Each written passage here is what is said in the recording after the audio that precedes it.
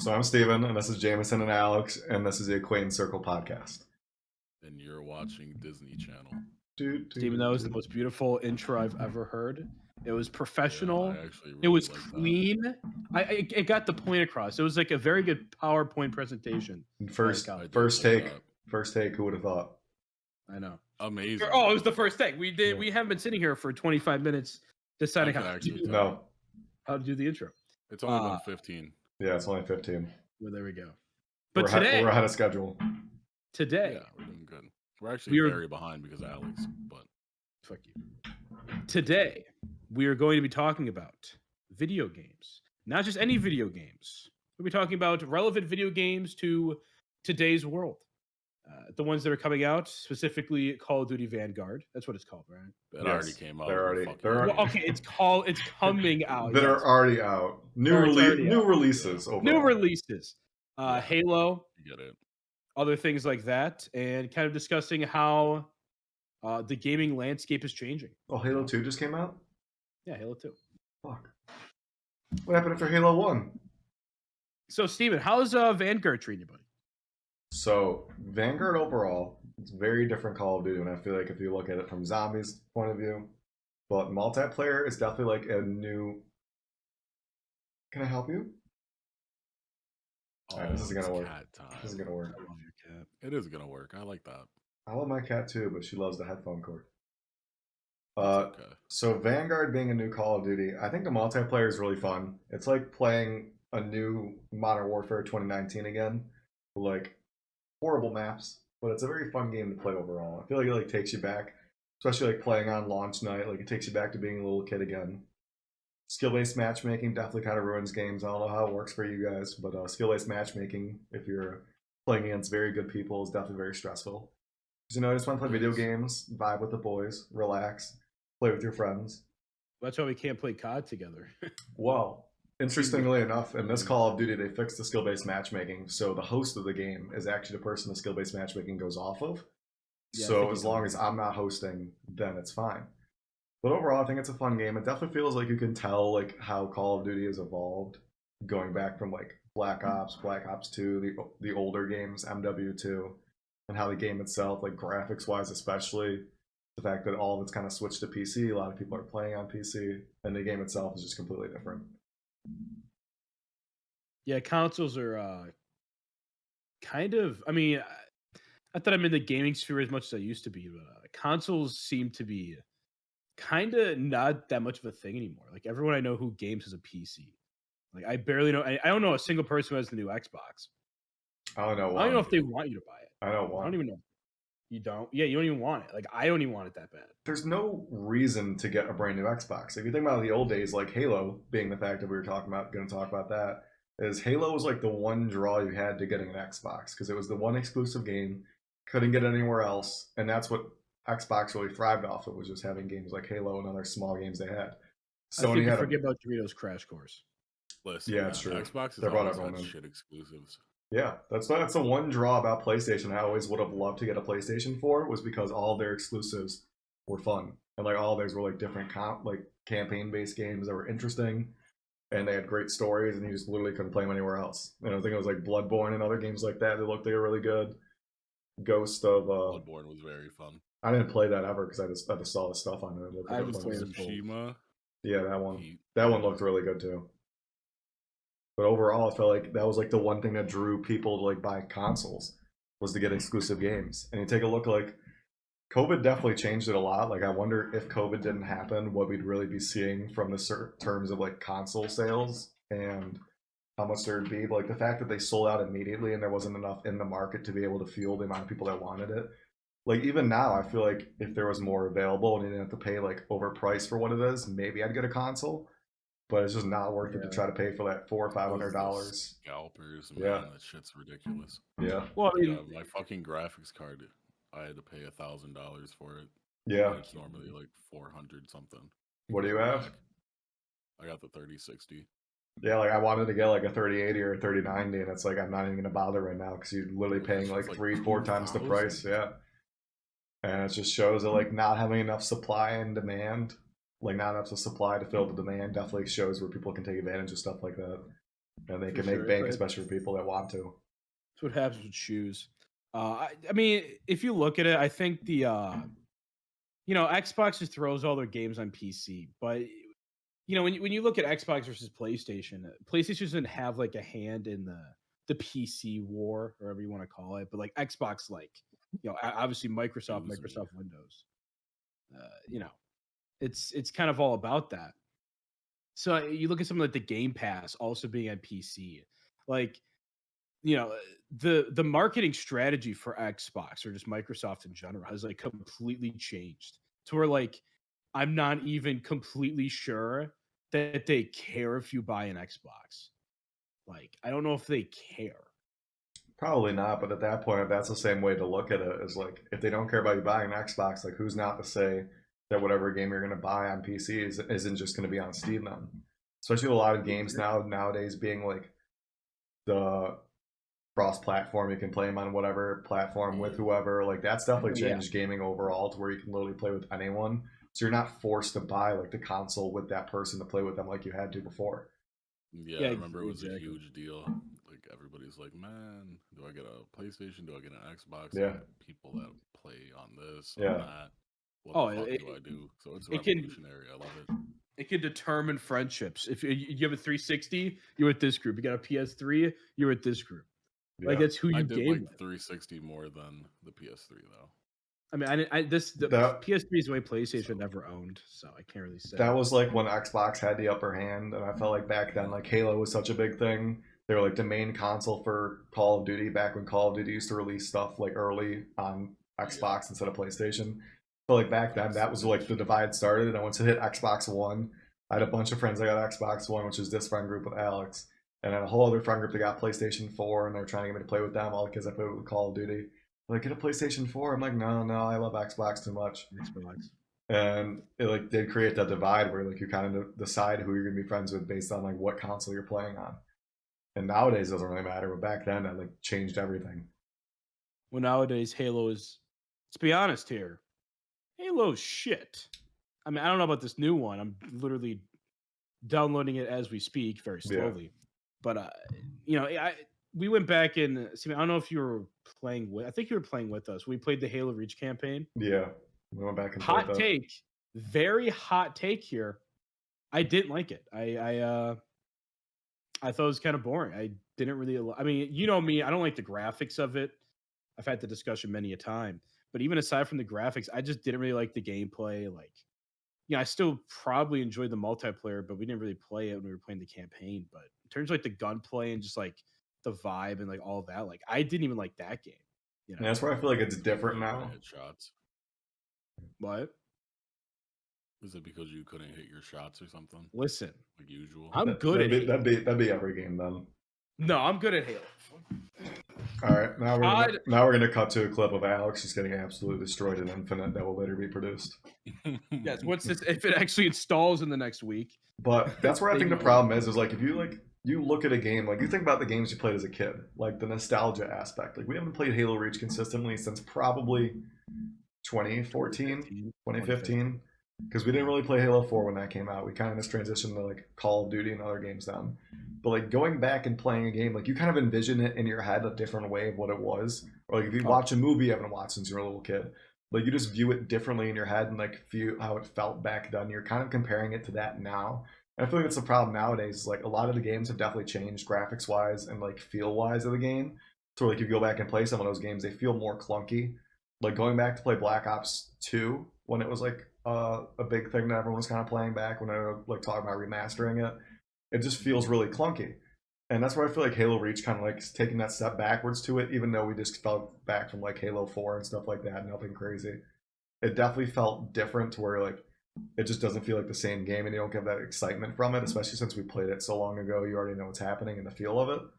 But Halo 5, like going and playing that multiplayer, I just started playing it like a year ago randomly. It wasn't that bad. Like I realized if I would have given it a shot earlier, maybe I would have actually wanted to play the game and like actually get into it. I didn't play any of the campaign because I feel like the Master Chief story is just kind of is what it is, and I didn't really care about it as much anymore after 343 took over. But I feel like any game, if you go back playing it, you're either gonna love it even more, or you're gonna be like, well, why did I play this for so much? Because you're like, this just doesn't make sense. Why I would play this for so long? This doesn't give that same feeling. I know you don't play Halo, Jameson, but I don't know if you've ever felt that with any other game, like going back and playing it after playing it. Without a doubt, especially like remasters and shit. So like back when I was a kid, I would always play like Spyro, Crash Bandicoot, all that kind of good Oh, they stuff, had like the right? Spyro trilogy. Spyro. Yeah, and then they remastered everything, and like I was all hyped. I was like, man, my fucking childhood.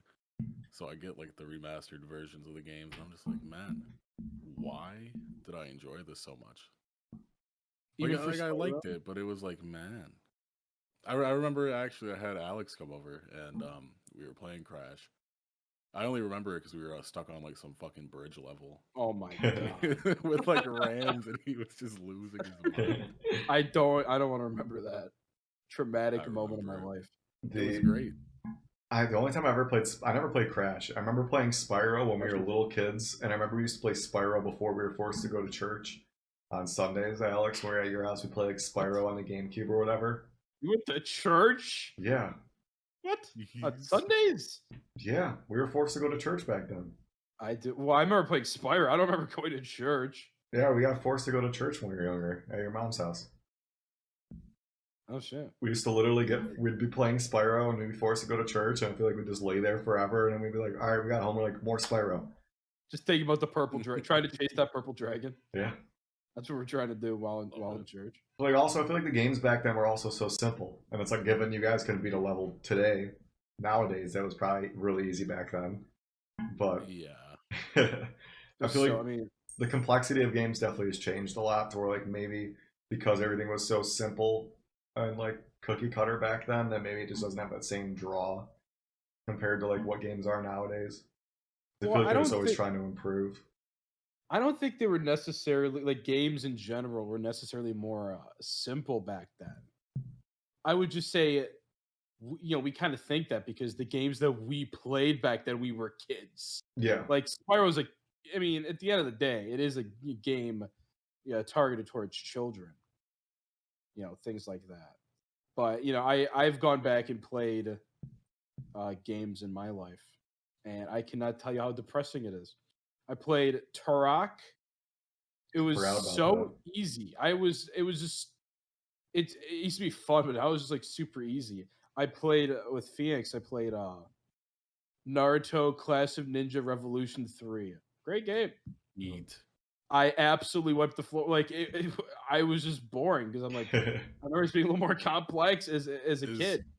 Is that the game that we were like supposed to play years back, and I ended up calling you stupid, and your mom yelled at me, and I cried? No. That was. I know it was a Naruto game. No, it was Shadow the Hedgehog. Was it? Yeah, we had you.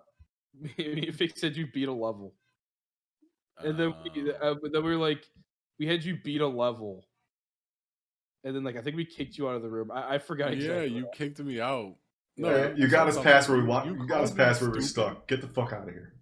You called me stupid or something, and I screamed it back. No, I think you called. I don't remember exactly, but I remember like you were like crying. My mom just came in and was just yelling. Fucking yelled at me, man. I'm not good with conflict.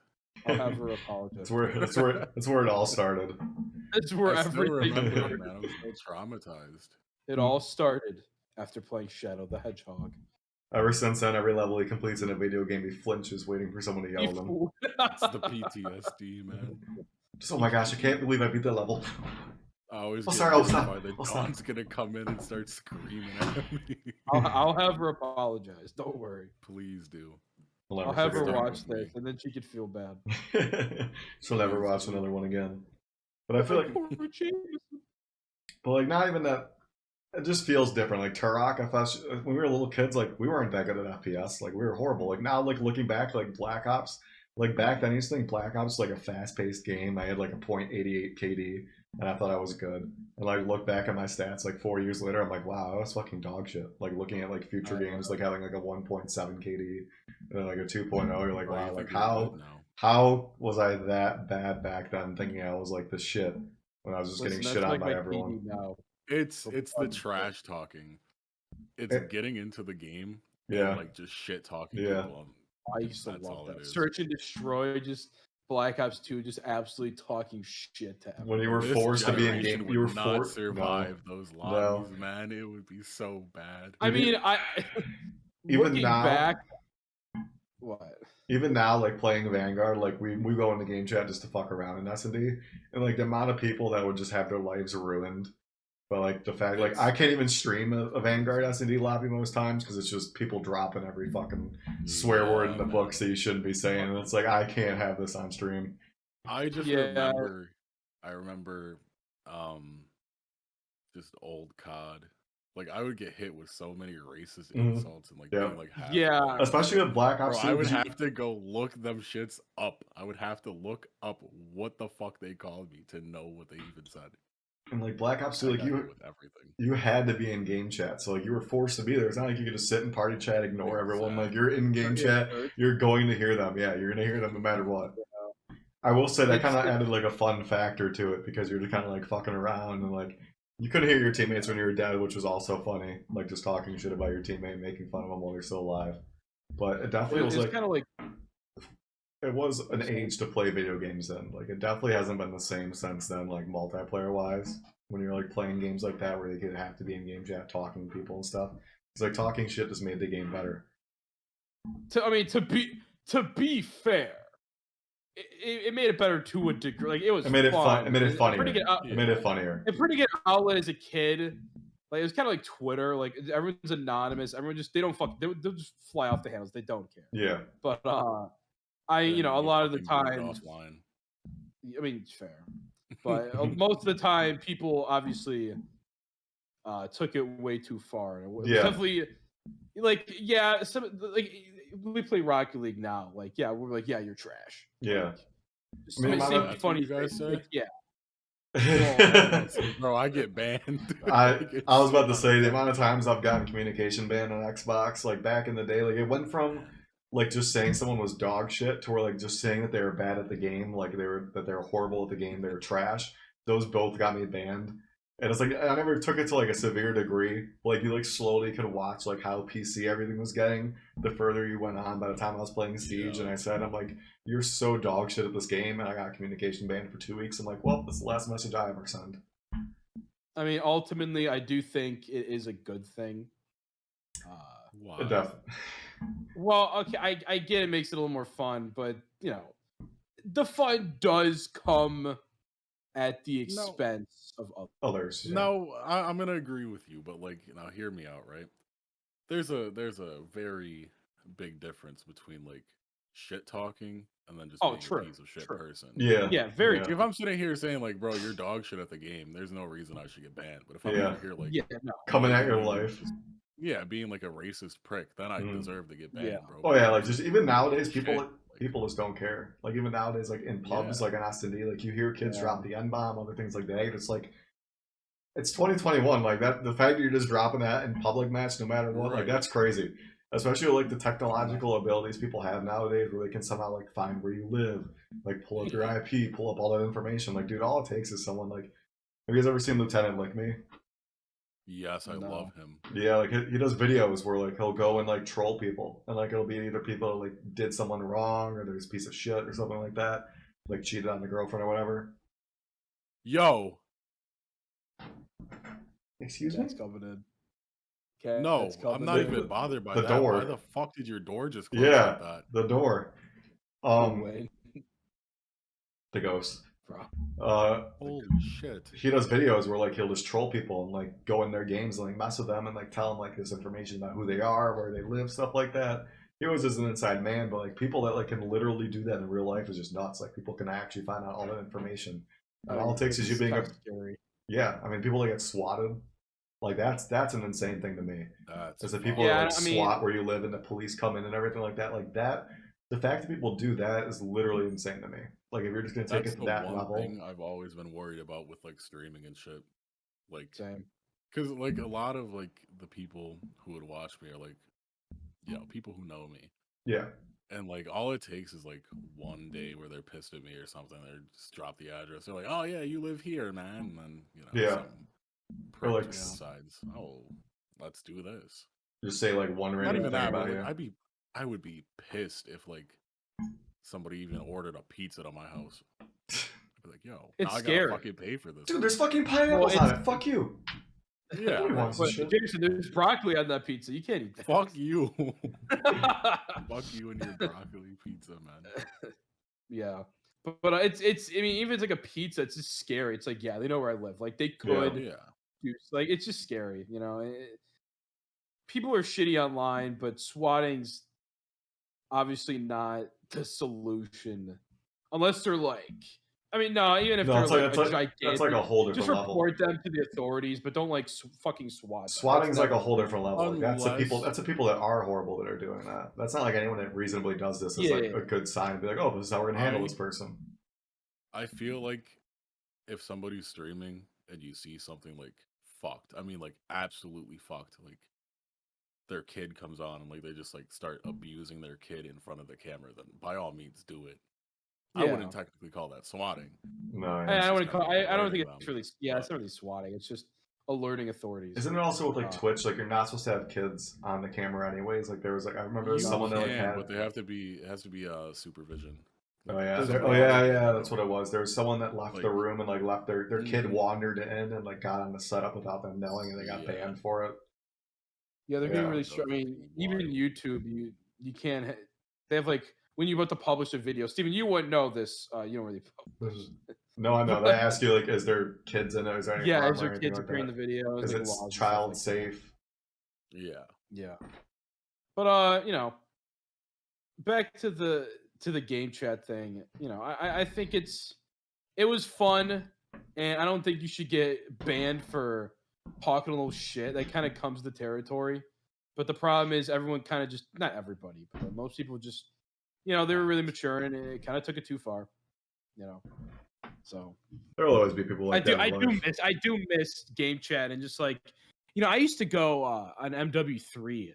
It's kind of a sad story actually. Classic. This is how I made I know, friends. I went in game chat and people wouldn't talk to me. It was. I used to go in game chat and like befriend people. I would play like gun. I think it was like gun game, or it was like the miscellaneous games, whatever play type. Oh, like the sticks and stones and stuff. Yeah, shit like that. Yeah. It was a fun time, but like everyone you had to have game chat for that, and like everyone was very friendly on there. So like, I would just try to make friends on MW3, which is a little sad, but it is also very funny. Depressing. Yeah, that's a little. For me, I also try to make friends through zombies too. That was even more depressing. It's weird. I found a couple. Yeah, because I feel like that's a different thing. Like you're forced to like be there with that person for a while, especially if you're at like a high round. Like you're then talking to that person for like an hour or 2 hours, maybe even more.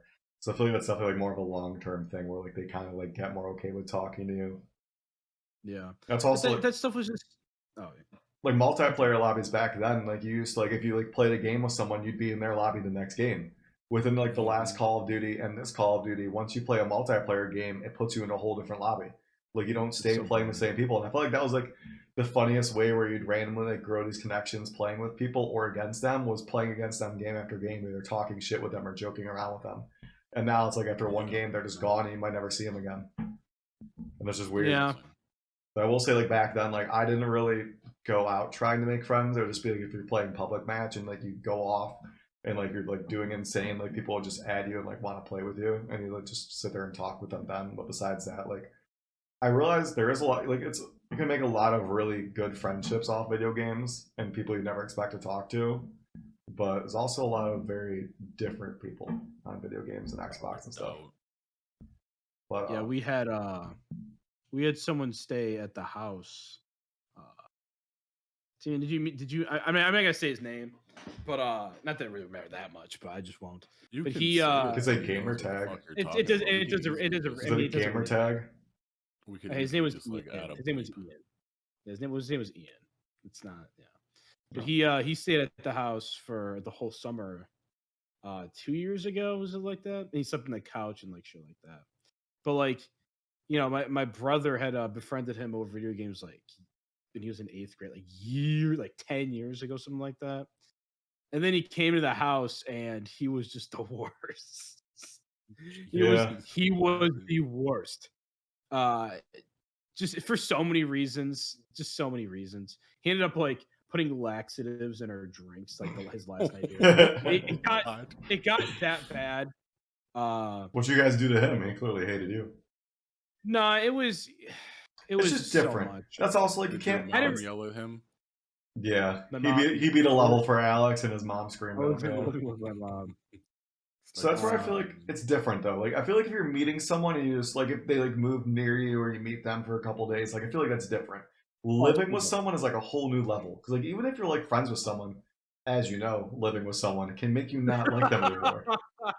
Yeah, Steven, I would know that, wouldn't I? Yeah. Someone likes to not. So before we both went to a certain college, I guess we could say it if we want to.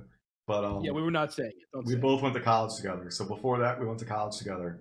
I lived with him for a summer, and was not the best opportunity as I was sleeping on a couch outside of his bedroom, and also had a girlfriend at the time in the basement. And this man asked me. He's like, "Can you knock on the door before you leave your bedroom?" Which it makes sense. Yeah. But it was just like he was like appalled by it. And then we moved in. I and then we dormed together at college, and then I didn't want to go to college anymore. Someone broke my TV cord. I'm still saying it wasn't me. I wonder who that was. I'll admit I definitely broke the Ethernet cable accidentally, but not the TV, not the TV cord. No, you're talking about the TV cord as well. The screw in. Well, I don't really care about that much. But then after college, I didn't want to go to college there anymore, so I just didn't show up. And then I moved all my stuff out before next semester and said nothing. Yeah, you didn't even know you left. I still had my key for the dorm. I think when I moved into my new apartment, I like literally found my key. I'm like, huh, like this is what it's from. You're not supposed to have that. Well, no, they're gonna change the locks. Actually, I don't know the route. I don't know the route. But it kind of goes to show you. Third floor? Fifth floor? I'm not gonna say. I'm not gonna tell you. No, I know. You're gonna find. Why would I go back? What do I care? It was like 5th floor, 511. I'm not. I don't know number one. I think it was 511. I was like 511 or 509 now. No, I know my 11. That doesn't matter. No. I'm getting as little Dicky would say, I'm 5'11" on Tinder. I'm 6 foot. Exactly. But it kind of goes to show you don't really know. Living with people is just hard. It's just it is. Yeah. You don't really, especially when you haven't met them. I told them like this is a terrible idea. Don't do this. They did it anyway, and it ended up like they're not friends with them anymore. Completely. They learned the hard way. Yeah, I told them not to, and it fucking ruined our couch. That's why the couch was like duct tape because he slept on it for like 2 months. He ordered pizza every single day. He had a Domino's or a 7-Eleven pizza every single day. And like living here, I don't know if we're gonna say. Are we gonna say? We're not gonna say where we live. It could easily. We're not saying that. Blurred out. I would say living in New York. That's fine. Just living in New York, like New York is like such actual high quality of pizza, and the fact that you choose to get Domino's or 7-Eleven over any local pizzeria is just insane. And that shows that man is a monster. Domino's kind of hits. I'm not gonna cap. Don't give me that. Domino's. My mom loves Domino's. It literally doesn't fill you. I can eat a whole Domino's. It's so because it's so thin. It's so thin. But it's so good, man. What I miss is Pizza Hut. Pizza Hut is nowhere to be found now. We're gonna talk about nostalgia. The Pizza Hut buffet on Wednesdays. Come on. I never went to that. I'd show up after the buffet and I'd be like, oh, I didn't know they did that. If we're gonna sit here and talk about good ass good chain pizza, we need to not talk local about pizza. Chuck E. Cheese, man. Chuck E. Cheese pizza was good as fuck for no reason. I don't really have a lot of memories from Chuck E. Cheese. I just remember playing skee ball. Can we actually okay, we're all like adults and shit. Can we? Are we? We can't say Alex. Yeah, can we get plastered and go to a Chuck E. Cheese? Is there even a Chuck E. Cheese around here anymore? Or Yeah, there has to be. Are you kidding me? I'm not doing that. Do you know how much For fun it would be to I get am not fucking going to plastered do and go to that Chuck E. Cheese? for a variety of reasons. There is a variety of reasons not to do that. We can go on somebody's birthday and go in the fucking. It's how we're gonna catch a case. Yeah, I'm not doing Who's catching a case? I'm not going Why to would we catch a case? What is even on your mind, man? Nothing like that. No, nothing like that. Games, man. Get drunk and play fucking. Let's go to Dave and Buster's. Doesn't hit the same. Fight with a little There's kid. no big robotic mouse. Got it. I will say, video games though overall have definitely changed. Like especially if you think about the fact like Okay, we're talking about Chuck E. Cheese. I'm getting us back on track. All right, I'll get it. Let me show you how to get back on track.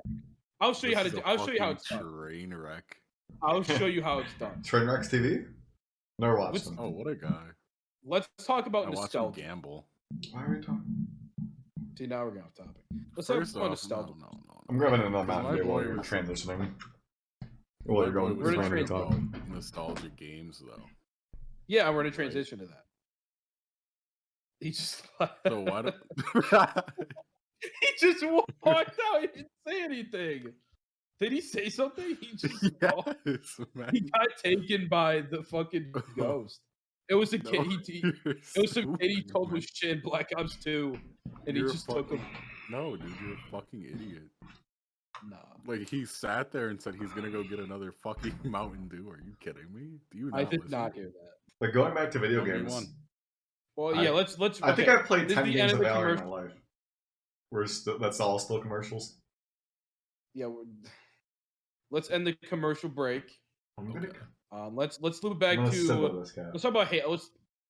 Let's talk about Halo. Why are we don't have to talk about Halo. No, I want Halo. I want to talk about something specifically with Halo. I want to talk about the multiplayer, and this kind of movement towards free to play.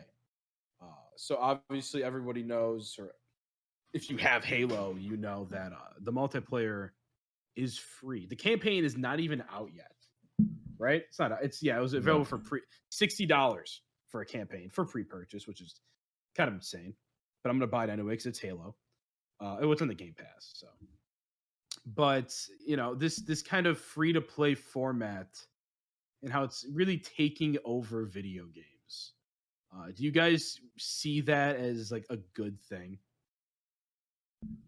I feel like it's a good thing because it's definitely getting a lot more wider community to play a certain game. Like if you think back to like the way I saw it first happen, besides Fortnite, clearly, was Rocket League. And like Rocket League was a $20 game before. You paid like $15 or $20 depending on what you played it on.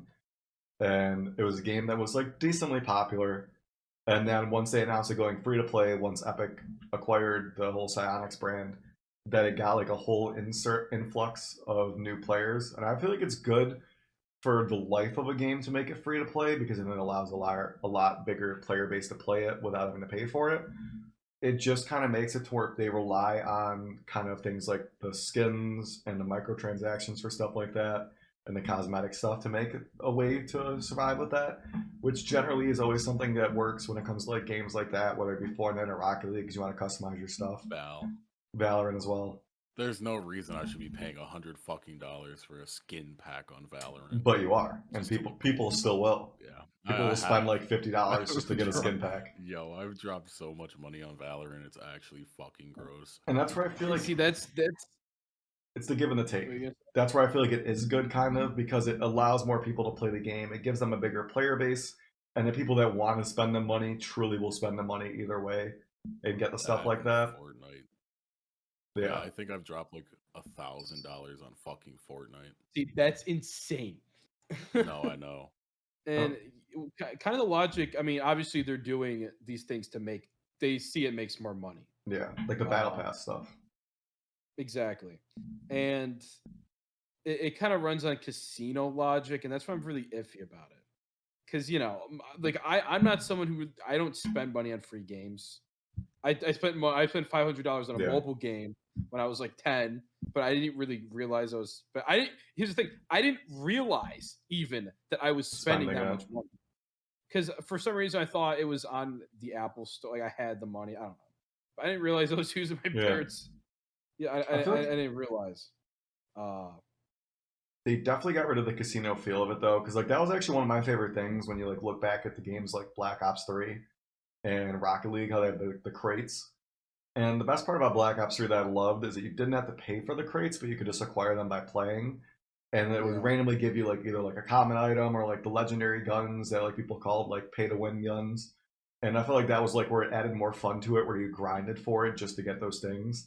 And that's why they kind of got rid of that casino feeling by getting rid of those crates in like certain countries. I don't remember. I think it was like Sweden or something, but literally made it illegal to acquire crates for Rocket League there because it was considered gambling.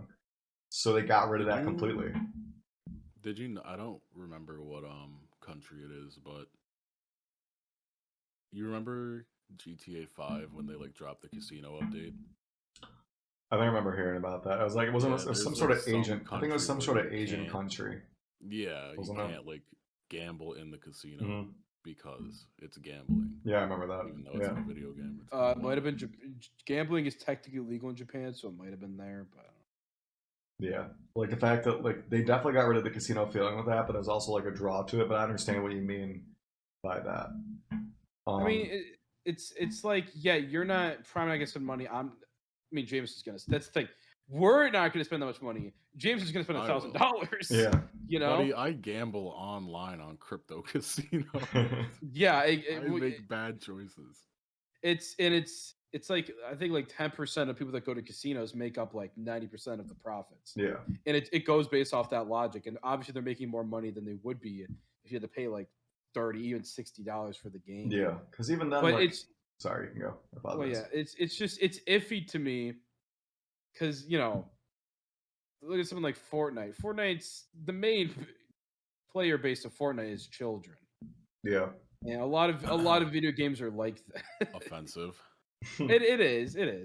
Yeah, okay. James, I watch kid shows. Offensive coming from the kid wearing a Gengar beanie. Yeah, didn't you used to watch My Little Pony though? I did. Okay. Don't expose me. Weren't you a brony? Yeah, didn't you want to fuck the dragon from Shrek? All right. Aren't you afraid of lily pads, you bitch? We're cutting no. The lily pad part? First, let me clarify. Let me have the stand here. I was like 6. I was like 5 or 6 when I had a crush on the dragon from Shrek. I did. I'll admit that. I was 6. Secondly, when I was in 8th grade, I did watch My Little Pony. You know what? And it's a good show. I watch cartoons like The Owl House, Star vs. Forces of Evil. Should have seen this kid when Zootopia came out. I didn't watch Zootopia. I never watched it either. I saw it way late. I saw it like in the drive way later. I thought you didn't see it. No, I said I hadn't. I never saw it. I saw it years later. I saw years. Fuck you. I never watched that movie. And then I watched it. The point is, have sexual relations with that woman. The point is, I'm sorry. It's you can enjoy things targeted towards kids, but at the end of the day, they are. The main player base is kids, and it makes me wary looking at literally all these games. I mean, pretty much every AAA game is really doing this, and we're not even going to start with mobile games. Like, we're not going to start with those. But it's a little not scary. I'm not scared of it, but it's not good. I don't think it's that bad because I feel like it's given the option where they allow the people like the Jamesons that want to spend all the money. So there's the people that'll spend like the hundreds of dollars, thousands of dollars on the skins and stuff like that. But also like the fact that it gives you the option to where you can play the game and you don't have to. The games where you can like acquire them without having to pay for them, I feel like is fine. And I feel like it doesn't really set like a bad precedence for later in future games. I get it, but like, what if Jameson's 13? Yeah, and like he wants those skins. He's spending the money. I did that when I was a kid. Then at that point, it's up to the parents to control that or let them have whatever they want. Yeah, I mean, no, I'm not saying it should be illegalized. Maybe I don't know if I think that. Maybe I think that. I don't know. But I'm saying I'm just a little wary of that's the direction games are going in because But if you clearly it's sit more there, profitable. but you can sit there and like if you think about like a normal ideal family, right? Even if you are a little kid, like you could do chores around the house to make money for yourself, right? Like I never Theoretically. had that. Theoretically. Yeah, I've never had that. Like I Same. never got like an allowance or something. But like I know that that's a major thing, and it teaches like children how to Work for what they kinda- want. Yeah, Yeah, like I used to And be like, they'll- oh, and like then I they'll be like, I gamble their want money. this. do that. Be like, I want this, but it's not gambling anymore. It is. Yeah, it's It not- most of the time. It isn't. Okay, Like but it's the not way it works. great. The way it works nowadays, they got rid of crates because of that. Because they felt like it was gambling. Yeah. It felt like a That's casino, and that's where I enjoyed it. Whereas like the casual things where we could earn those just by playing, not where you had to pay for them. In games like Now Black it's a Ops 3. battle pass. Yeah, and now it's shit Battle like that. Pass. You see everything you're earning. You don't have to pay for anything you don't know you're getting. And you kind of like they set up the store where you see certain items you can buy when and where. And they have like drops you can get for free that give you random items, but it's not gambling anymore. That's All where if it was before. Unless we're talking like CS:GO. Okay, well, Yeah, I have CS:GO. I have a CS:GO counter. definitely is that. Yeah, I have a counter. CS:GO will never change off that. What you're talking about right now, these are the major AAA games like Call of Duty, Rocket League, Halo. you know, things like that. Yeah, Yeah, Even Fortnite. I mean, that's how Fortnite does it, right? that's how they With the started. Battle Yeah. Pass? They started Yeah. it all. Yeah. That's you know that's the AAA console / PC gaming. But if you I watched the video, I forgot what it's called. But if it kind of explaining if you really look at the video game landscape today, the shit that we're talking about does not make up the majority of it. It doesn't. Like, yeah, you think gaming's all about the Call of Duties, or we're getting on our PCs, or playing Xbox, or new Halo just came out. I don't have the actual numbers, obviously, but I'd say that's like less than 50% of actual game, like the mainstream gaming. Mainstream gaming now is mobile gaming, and mobile game. That's why I wasn't going to get into it, but I'm going to get into it. Mobile gaming is a shit show a lot of the time. Especially a lot of those games are targeted towards children, and they use those gambling systems because people like us, we don't even realize what's going on because like, oh, Call of Duty's not doing that. That's what we play. All the adults kind of don't really realize that, but that's the game's targeted towards kids. If you look at Genshin. I'm not even talking about Genshin. I'll talk about Genshin. Let's talk about 2018. 2018. I thought you were talking about like gambling. Okay. Well, this Genshin's part of it. Let's talk about 2018. Do you know the most talked about game on Twitter in 2018? From the data I have, maybe I'm wrong, but I think I'm right on this. The most talked about game on Twitter, 2018. Think about this for a second. Think about what game came out in 2018 that blew up? I don't even remember what the fuck I ate. Was Fortnite 2018? It was Fortnite. Yes, that was 2018. Yes, Fortnite blew up in 2018, I believe. Jeez. That was not the most talked about game on Twitter in 2018. Was it the Minecraft? No, you wouldn't be able to guess it. Probably the not. most talked about game in 2018 was a game called Fate Grand Order.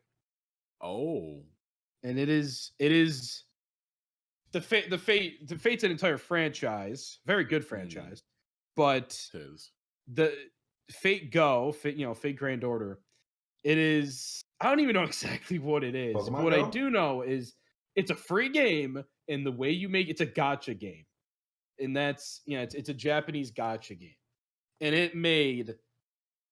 I mean, it made the Fate franchise is $1 billion.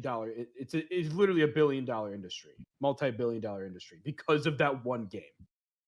Like it spawned so many things. So what is your point then? Is it because? But the point is, that's the most talked about game of 2018, and it kind of shows that mobile gaming has taken over the sphere. We just really don't realize it because nobody would know that. Think about like Pokemon Go. Like Pokemon Go literally controlled the world for like a summer.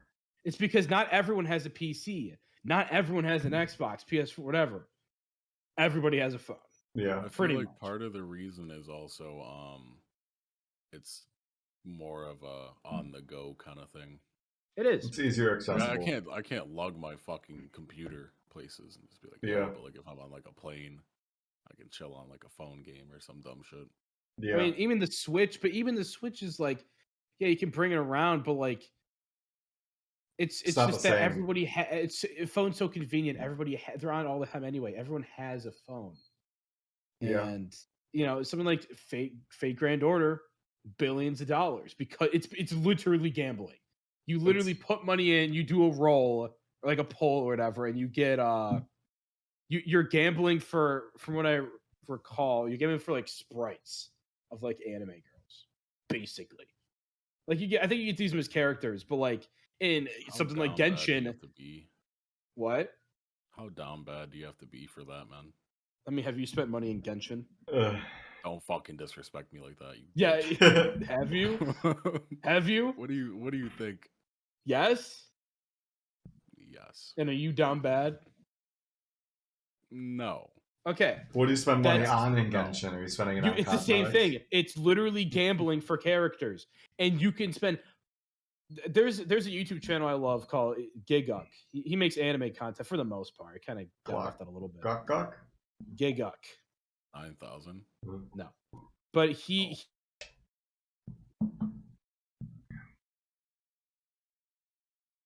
It's a funny video, but like he's spending all these monies, he's not getting the characters he wants. And this is the system that most mobile games have. Even like 2020, I think I watched the video I was talking about earlier. The most like played game was a mobile game I've never heard about. I think it was from China. I'm not sure, but like, But that's and these also games, where you think about the fact of when it comes to stuff like that, how it's not just our market that matters. Like before, No. I worked at Regal, and I didn't realize that it wasn't just our box opening, like our box in the U.S. that kind of like was like the main thing that people watched. It's China. overseas. It's China. It's like stuff like China, Japan, where they have like this huge media following and presence. That them being on track of a game like that, like the Fate Grand Order, like them all playing that could literally make it the most popular game in the world because there's such a high concentration of people. Because like something like that can like make it the most talked about game, the most popular game. Like where the box openings at like Fast and the Furious, like I think it was the newest one, was like blown away in Japan and other places like that. And that's why like some of those movies are still made to be like that high action, explosive like type of movie because that's what draws the viewers over there. So that's where it's also like stuff like that to where like the anime girls, like it's getting like the anime sprites or whatever. Love anime girls. That's what they get drawn by. And that's where I feel like the media is also, it's all about your target audience. For that, it's not really the fact that it's a target audience of children. It's just that they're target audience of like certain people they're aiming for. So it might not always be children, but it's just the most easily accessible thing for children as games like that. And situations like that are definitely controllable, especially if it's cost where you have to pay for stuff. A kid's not going to randomly find a fucking credit card somewhere and be like, oh, I can just put this in, play my game. Like, it's going to be controllable in that situation where I'm not worried about kids in that sense. But the more so worryable thing is like when it's younger kids that are like 2 years old, 3 years old, and the parents, instead of like dealing with them, are kind of just like throwing like, here's your iPad, here's a tablet, here's your phone. Are doing, though. So that's what I'm saying. It's not the fact that like gaming is like gambling and stuff like that. It's the fact that it's basically a way to handle it. Then no, they are. Yeah, like I think my baby cousin, like he was on my aunt's phone or something. He ended up buying something off Amazon, like a shit ton of things for like $1,000. He was like 5 or 6. I'm like, bro, I would get my fucking ass whooped. Like you'd be knocked into the next Tuesday, and like I wouldn't be here. That little 2-year-old, like my little 2-year-old cousin, could like go through her own phone, like open up pictures, close the pictures, open up apps, put in her own passcode, stuff like that. Like the technology level in brains has like definitely catapulted compared to what it used to be before. Especially being the fact that like my first phone was at the age of 14, and it's like it's just so different nowadays. I would have assumed it would have like fucked with our brain more. Yeah, technology. Now I didn't think we would become smarter and more like advanced. I felt like it would set us back. But even then, I feel like it definitely. I feel like it does. I feel like there's certain people that it helps them a little bit, but even then, it just makes you better with using that technology. Like certain people you go to talk to them about like any subject or anything like that, their way to answer is by looking it up on their phone or looking up on the internet. They don't necessarily know the information; they just know the best way to get it them. I think that's fine. The technology. I made 2 videos about this. Nobody but cares. Stop plugging yourself. Bazooka TV. it's Oscar. All right. Bazooka. I made these videos on this. I think it's a very interesting topic. The repercussions of the technological age in terms of like, you know, the individuals. I don't think it's fully recognized yet. I don't think it's fully seen. But I do think it's had very dramatic effects. And I think the most clear, kind of obvious one is attention span. Yeah. When you guys aren't like doing something, you get like very bored. Even when I am doing one thing, I get very bored. Okay, yeah, I don't exactly. Get bored easy.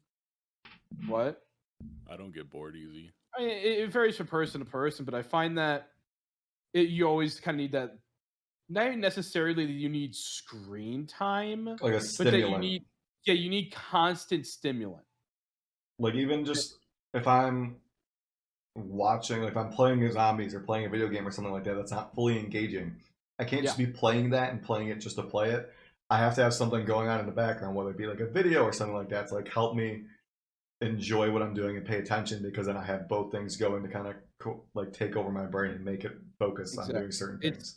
It's pretty much at all times for a lot of people. Something's always like you're always thinking about something, but not in the retrospective, like reflective way. It's like, let's say, okay, when you're in the car, Steven, do you listen to like podcasts, music?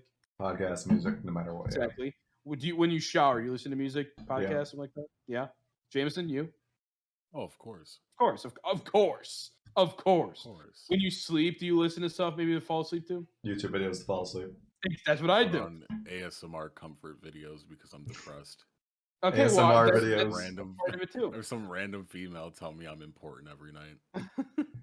It'll be okay, little buddy. Don't you worry. That's how it goes, man. It's so depressing. It'll be okay. It's comforting. I think going back to 2020, I think I listened to NF for, I think it was like 318 hours. And that was like just him, not counting any other music. That was just him on Spotify, not counting whatever I watched on YouTube, listening to videos or stuff like that, or YouTube reactions. Like 318 hours of just listening to one artist in a year. All right, ready for something crazy? Guess how many hours I've been on YouTube for the past 7 days on my main account. Like just on YouTube, like scrolling there. You know, on my personal account, how many hours I've been on YouTube for the past 7 days? 50. Wow. 105. I'm gonna say Jesus 50. Christ. Okay, let's count. 34. 34 hours. Today I was in YouTube for 4 hours and 16 minutes. That's fucking insane. How do you pull that up? It's kind of you go to like timeline. You go to thing. You go to library. Then you click your little icon in the right upper hand corner. You go to time watched. I need to see this now. On Saturday, I spent. Actually, a lot of that was like I'd said music on, but like, you know, what you guys were using for this? I just use my like the show. Oh, I forgot. Oh, I forgot. Oh, mine's 37 hours and 42 minutes. No way. Yeah, that's insane. But you also have to take into account that like I watch stuff while I'm sleeping. But here, So, like, I get that. But yeah, that's part my iPad part covers my YouTube, so my YouTube on my phone is only 19 minutes. Wait, this is this week. This week literally just started. Never mind. I don't know how to look backwards. Oh, mine didn't. Apparently, it started already. But yeah, it's you know, it's kind of like not every thought you're having, but your brain is constantly engaged with I guess you could say with society or with some kind of technology. Yeah, like I was just looking, like my daily average notifications is 450. Exactly. Twitter was like 400. Twitter was like 300 something. Texts were like 140 something. Exactly. And that's just YouTube. That's not even counting for anything else. I've kind of stopped using Twitter a lot, but like recently. But like there's there's other social media too. But you're always engaging with that. And I think when it comes to like personal identity and attention span, you need time to yourself where you're not engaged in something.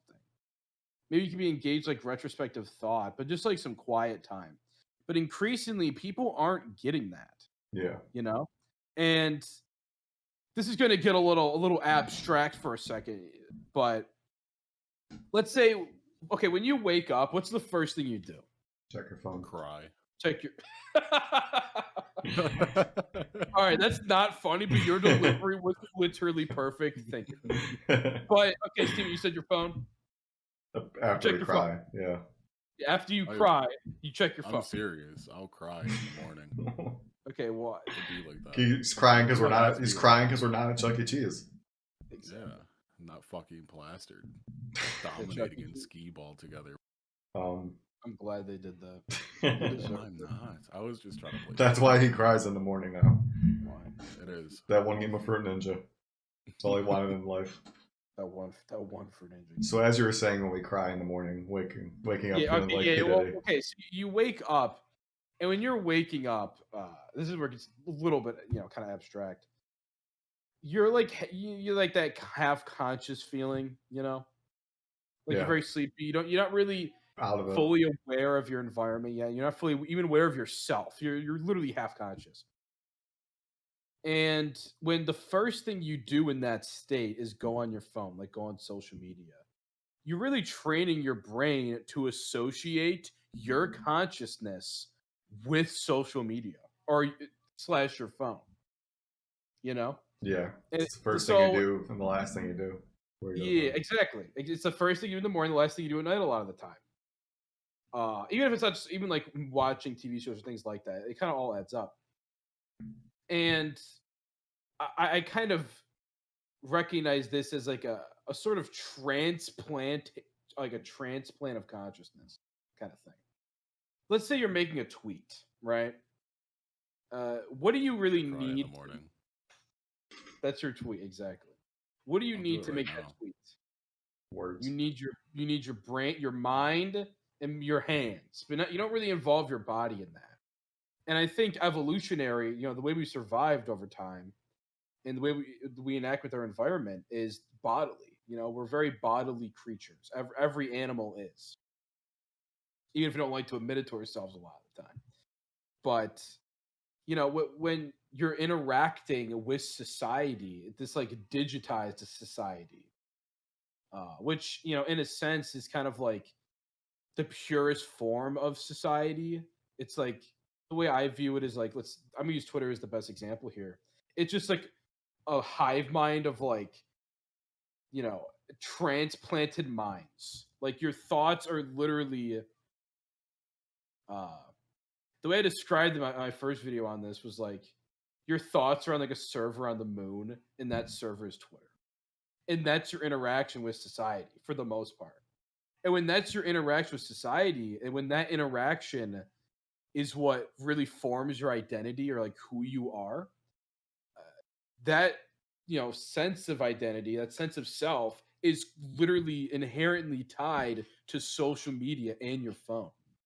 So agree. Yeah, and it's sometimes I find it's hard to look in the mirror sometimes because It's weird.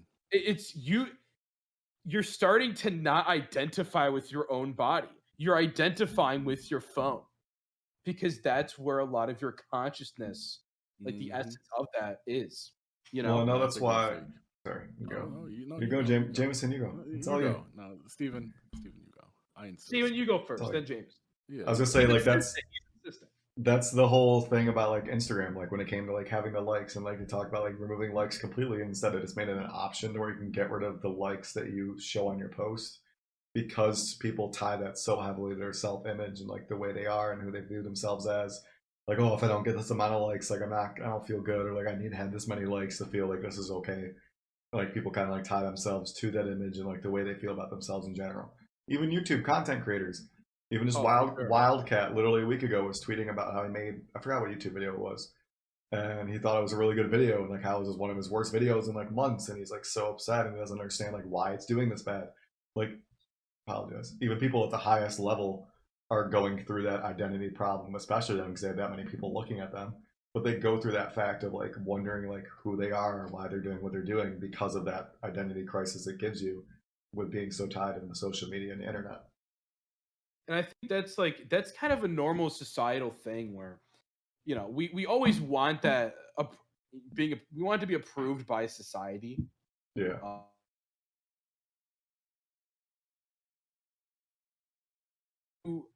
Take it to the next level, because in a way, when you're interacting like bodily, you can kind of distance yourself. You have a pretty comfortable layer from like other people, you know. Yeah. Something like social media, you don't really have that. If you view it as like something like Twitter is like a hive mind of just like individual personalities and like thoughts, just like on the server on the moon. There's no separation there, you know, and you're tying your whole identity, not even just your identity, but your entire consciousness, like the essence of your being, is tied to social media.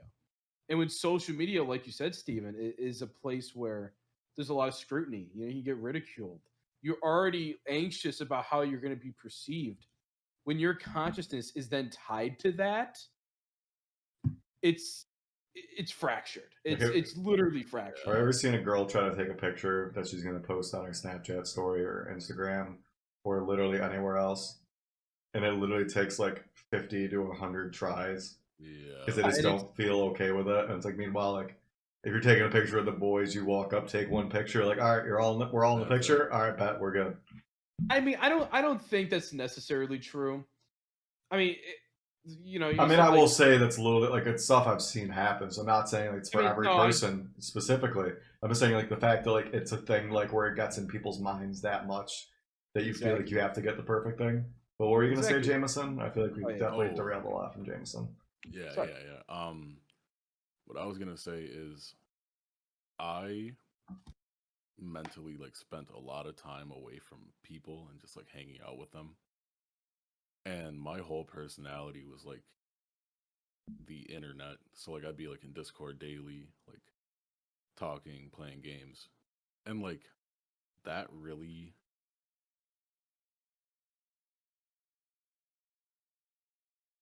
mind into just being more depressed in a way, I guess. Yeah. It was like, because it all I would do is just sit in Discord and talk to people. I wouldn't want to go out. I wouldn't want to go hang out, do shit. But now actively getting out and like seeing people doing things, going out, it feels a lot better than just being confined to a screen.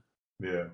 Like the experiences, I guess, in a way. It's like kind of mind-boggling to think that I even let myself get that bad into like that deep pit of just not wanting to do anything. Yeah.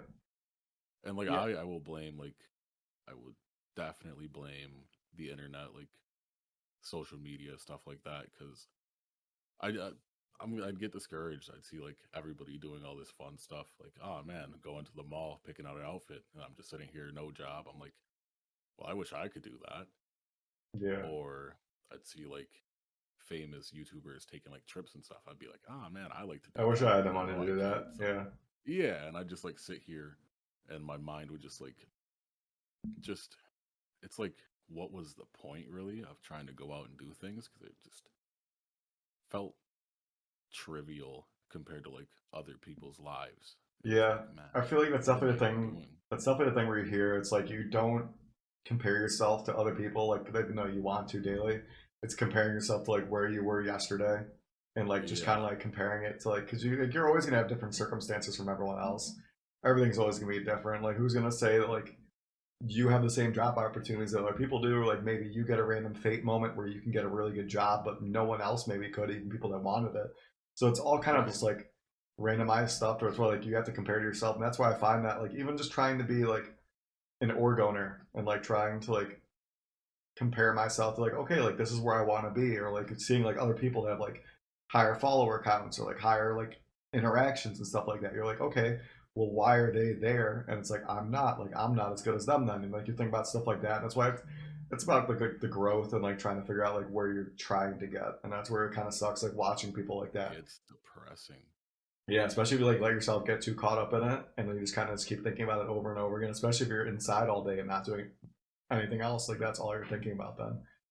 Even when I was streaming, like a major thing that I would do for streaming, not to like get discouraged from like other people, is you could actually hide the amount of people you had watching you. Really? I didn't know that. Yeah. So like for Twitch you can like turn it off. It's in Oh, like turn it off for you or for the? yeah, Yeah. Okay. Okay. for you. So instead of like seeing the number of people in your stream and being like, man, I only got like 2 or 3 people in here just watching me. Yeah. Like, that's depressing. Like Yeah. XQC's over here with like fucking 70,000 people. 85,000, bro, Yeah. and I'm just sitting here 2 or 3. It gets discouraging. So like, And that's like the crazy I part would is thinking. always turn it off. Yeah, and that's I didn't know you could do that. Like that's definitely something where even if I'm just playing like pubs or like randomly running around just playing a game multiplayer wise, and like you see that you're like, oh, what am I really doing this for? Like, is this worth it? Like, why am I doing it? It's like, But like, to be fair, everybody's watching. everyone starts at that point. Unless you have a platform to put yourself up above. Like if you have like a certain status that like people know about, or like you have a lot of people that like follow you already from somewhere else, you're always gonna start at that point. Like people like Shroud even started at that point where they're streaming like literally nobody for the longest time. And I guess it's just about dedication, like pushing yourself through it. Like that's why like YouTube, the first couple videos we posted were like nuts. Like I had like it felt crazy to me getting over 100 views, and like the one I think now is at like 300 something views. The other ones were like 50 views. Yeah, Gang Beasts got to like 300 views. Us just shooting this shit, playing quick scoping and stuff, got to like 100 views, 200 views for other videos. And like just watching like the newer ones come out and put 50 views up, and it's like these are videos that we've actually I put a lot more work into than the other ones we even did back then. And I'm like, dude, like this doesn't feel good. Like you just see that number and you're like, fuck, like what did I do wrong? But it's all just kind of fate. When there's like the featured shit, like yeah, just whatever you're doing, like you'll go on Twitch or go on YouTube. There's like the featured section. Yeah, and like there's gonna be people that you've never even heard of on it, just that fit the algorithm. it's kind of how it goes. Wow, man, they have so many subscribers compared to me, and it's just like I feel like it's just unmotivating. But the thing is, like, you'll see those people. It'll be like one of the first videos by them you'll see, but you don't see like the journey, and I feel like that's why people get discouraged. Like you haven't seen them from the beginning, like what they went through. Subscribers, yeah. It's like that's what it is. It's like Polo G in the last one standing, the new song they made for Carnage with Eminem and Polo G. It's you see me standing here in the light, but not when I was out on the streets. Like out in the cold street corners, like talking about that. Like you see like the highs of everything. You see where my successes hit. We don't see like every time I failed, every time I went through the bad times and everything. Like just struggle.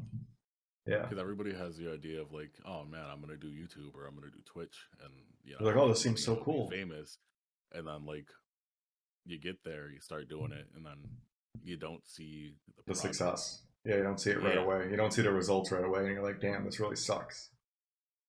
And it's like Jeezy saying, if it was easy, everyone would do it. Like it's just not easy. And it's like I feel like that's the thing where like you watch people like Mr. Beast, where it's like they succeed because they have good content, but they also now know how to take advantage of the situation and the algorithm and stuff like that. And they know what they're doing the right way. Did you watch Mr. Beast's like first videos? I've slowly I didn't start watching Mr. Beast until like a couple months ago. So like I literally have gone back watching some of his videos since then. Like I've kind of watched them randomly when I've seen them on my feed, but I never really watched them from the beginning. Mr. Beast burger. I'm sorry, I didn't mean to cut you off. I can't eat burgers. Where even is the closest one? Yeah, shut up, bitch. You can eat one. I think it's from Mr. Beast. It's like 15 minutes away from me. Really? Yeah. You get delivered. It's not. It's that's a whole complicated thing, but it's just a restaurant that just makes the food that makes the burger itself and delivers it. You can't. It's not an actual establishment. Yeah. But fuck, what was I gonna say? Oh yeah. So you know that whole thing with the Mr. Beast thing. If you look at his earlier videos, they're like a lot of he posted like 5 years as gaming, you know, and he got a pretty sizable audience doing that. But I think another problem with like social media and shit like that is like it's not just a social media problem; it's really a societal problem. But you really only see the success story. Yeah. You know, it's like when people make jokes. They're like, oh, I'm gonna start OnlyFans. I'll just make money. I don't need to get a job. I'll just start an OnlyFans. And it's like I get a little annoyed by that because it's like 99.9% of people who do that they don't make that kind of money. A lot of them don't make any money.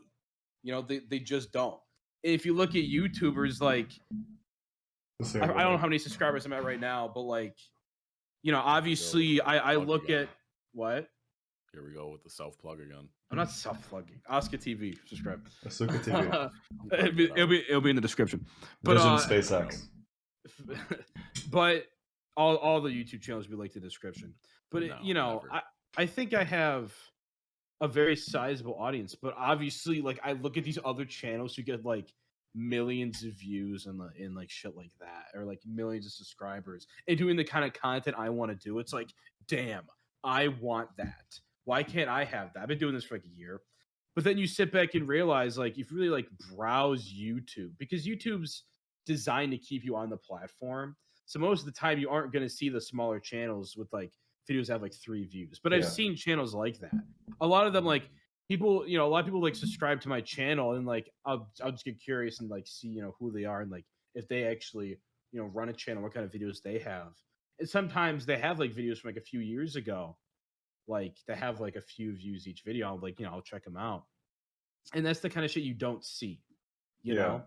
Unless you're looking for a certain niche, that like maybe there's not any large YouTubers that have those videos up. Like you're only gonna see the people that have a lot of views, following, and stuff like that, because those are the type of people that YouTube think are gonna keep you on the platform, is watching people that are already successful. So unless you're looking for like a certain type of video, odds are you're not gonna find people like that, because it's not tailored to have videos that they don't think will succeed. And until you prove you can succeed, you're not gonna get pushed. And see, even your channel, you know, your first video, we were just talking about it, has like over 300 views, I think. Yeah. You know, that's really good. Like, if you compare it to a lot of other YouTube channels, like their first video might not have. I've seen channels with no views on some videos, and these aren't like low quality videos. They're like, you know, they're like 2-hour gameplay videos. Set 369. 36. Damn, she's fine. Nice. But you know, it's that. What was I getting at? You distracted me. Oh yeah. So even like a channel, you know, like I know you're kind of down about the views like you're currently getting, but like the most recent video probably got like what 40 views, something like that. 25. Like, at least okay, so 25. That's a lot to somebody. Yeah. You know. Yeah. Like I remember when I got my first 25 subscribers, I was like super fucking happy. Yeah. And like shit like that. But that's the kind of stuff you don't see, and it's not just YouTube. You know, Jameson, you're talking about like people going out and like you want to be doing that, like, you know, shit like that. 90% of people aren't doing that. But it's kind of like gambling. 90% of the people don't make the money, but it's the 10% of people that have all like, the exposure. Like you hear about that. You always hear about the stories. Yeah. What? You hear about the story where it's a guy that wins, like, oh, like this guy won $300,000 at the casino last weekend. You're like, oh, you don't hear about the guy that dropped 10 grand and lost all his life savings in the week. Someone we know, we won't name. Oh, but, I wasn't even going towards that, but yeah. The stogies and the whiskey, where they at? Exactly, but you don't hear those kind of stories. Yeah. First of all, because these places don't want you to hear them, because then you're losing the illusion of wonderment that makes you spend money. But like, so that, you know, that's why it's hard, especially with social media, is like if people aren't doing anything, you're not going to post anything. So all the posts that you see are people doing things. So you think, oh, everyone's doing something but me. I feel like that all the time, you know? Or the stuff you see on YouTube is like the successful people to a degree, though. It's the videos that are getting pushed to you on YouTube. You don't see the other videos because they're not getting pushed to you. So you don't. It's literally affecting your perception of reality. Like it's basically making a new reality for you, to where like you think something's going on, but that's not really what's going on, you know. Right. But because that's your perception, it skews your self-esteem, you know. And going back to how social media, you know, tied to identity, it's also tied to social, you know, to self-esteem, and that is not a good combination. Now, I think, Jameson, a point you were talking about earlier was like, oh, you're on Discord all day, and like you kind of don't feel great about it. Yeah, I would be like, yeah. for a decent fucking chunk of time. Like I never did anything. There was a whole um point in my life where I didn't leave my house for like a month. Like I didn't want to do Exactly. anything. Exactly. And I think it's kind of interesting thing about why that makes you feel shitty or like why you don't like that. But I think I've thought Being about it on a lot, and Discord? I'm just like being in front of a screen all day. You're not really like Oh. truly like bodily like interacting with people, like really, Yeah, because it's all like that. I could be out doing stuff. But the thing is I never wanted to. But it's the idea of like having something to do.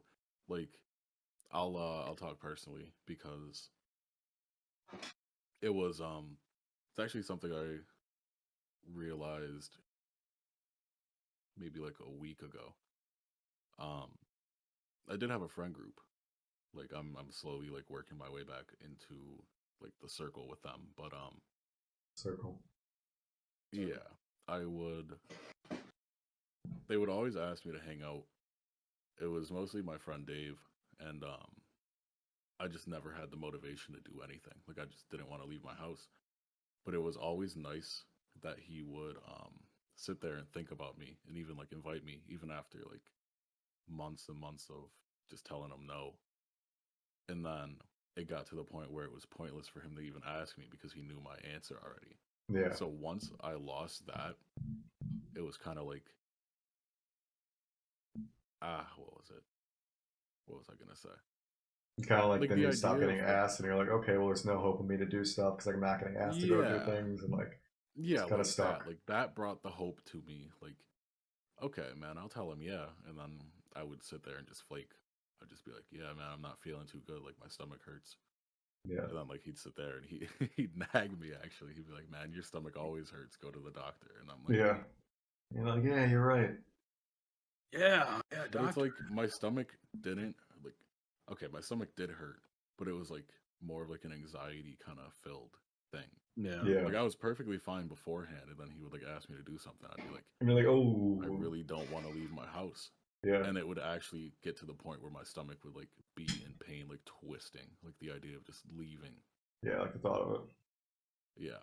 So Yeah. we had like many occasions where we would have like a little fallout because of it or just stop talking because it was always just like a constant no. But the fact that like they would still try meant Yeah. everything to me. Showing that they cared. Yeah. It wasn't just like a one and done, like, oh man, like you flaked all these times. Like Yeah. they still wanted me to be there. And like the thing is, even after that point of like them not asking me to do things, like I'd see shit on like Snapchat or something. I know that they would want me to be there, but it's just It's a lot to go I through to like know that want to there's be no there. point. Yeah, I know that there's no point in them trying to ask me because they already knew the answer. Like I wasn't mad that they stopped asking me. I would have done the same fucking thing. Yeah. But it's like, it really opened my eyes lately for everything that's been going on, like actually going out and doing stuff again. Yeah. That's actually like where the joke for or the title Acquaintance Circle came from. Was from our original friend group, how we always talked about how our friends didn't want to hang out and how we actually weren't even friends anymore and we weren't a friend group. And then we coined the term Acquaintance Circle. We coined it. I mean, we basically. I coined it. You said it, and then we all kind of ran with it, and then we just kind of used it. Yes, we all. You said it. I think. Did you even say it the first time? Yeah. No, you ran with it. A lot of people some of them got mad at me. Yeah, and that's why we just kept using it. We said it was the Acquaintance Circle because we're like, oh, we're not actually friends right now because no one wants to do anything. Like everyone just wants to be online friends. I think when it comes, sorry, you go. No, you fish. It just kind of happens at some point in time, especially with like COVID. It was like a very weird time to where it's like you're literally trapped inside, so you were stuck with like that mental state of like, oh, I literally can't go out and do anything. I can't go see people. I can't do things. Like you kind of got stuck with that, and it was already like a state of mind for several months. So like after that, I feel like you're already stuck with that mind state for a bit, where it's like if you don't make the initial push to go out and do things, like you're probably just stuck inside doing stuff like that, like mentally. At first, I thought it was COVID like affecting me not wanting to do anything, and then like I sat there and I was like, man, I really do this shit all the time. like even before COVID, like I'd flake or just like wouldn't do anything.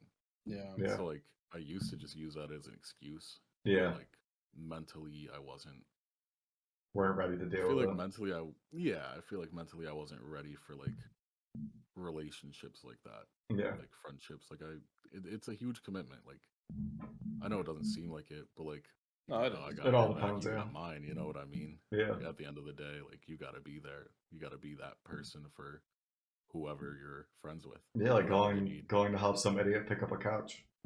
Yeah, and And like then not that's fitting it, not be able to fit in their office. Yeah, it's crazy. Yeah.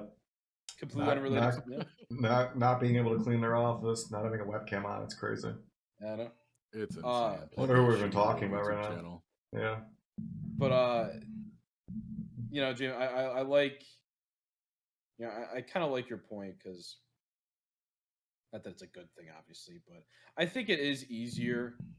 I guess if you want to call it online friendship, it is a bit easier. Like we could just hop on Discord, it takes 2 seconds. It's less Not much tasking. commitment. It takes less Exactly. energy. It's a lot less energy, and I think when you consistently do that, it's so easy to keep doing it. Like it really does drain your motivation. You get caught in And that level of energy output. Yeah, and the more you do it, the more, you know, like I said, that's where you feel comfortable. It's almost like your computer is your body, you know. That's what you feel comfortable in.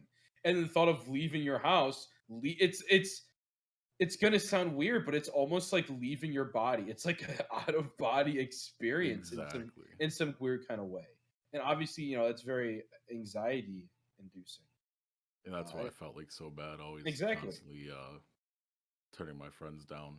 And I think another reason that I would do it, not to like get depressing or off topic, but Get depressing. when I had talked to my friend Dave again for the first time in like a minute, he actually like he gave me insight as to like how I act and why I act that way. So like I agree with him completely, but he told me I don't stick around friend groups because people genuinely start caring for me and knowing me. And like I'm always just constantly trying to be like that funny, happy, haha guy, and like people really know what the fuck's going on.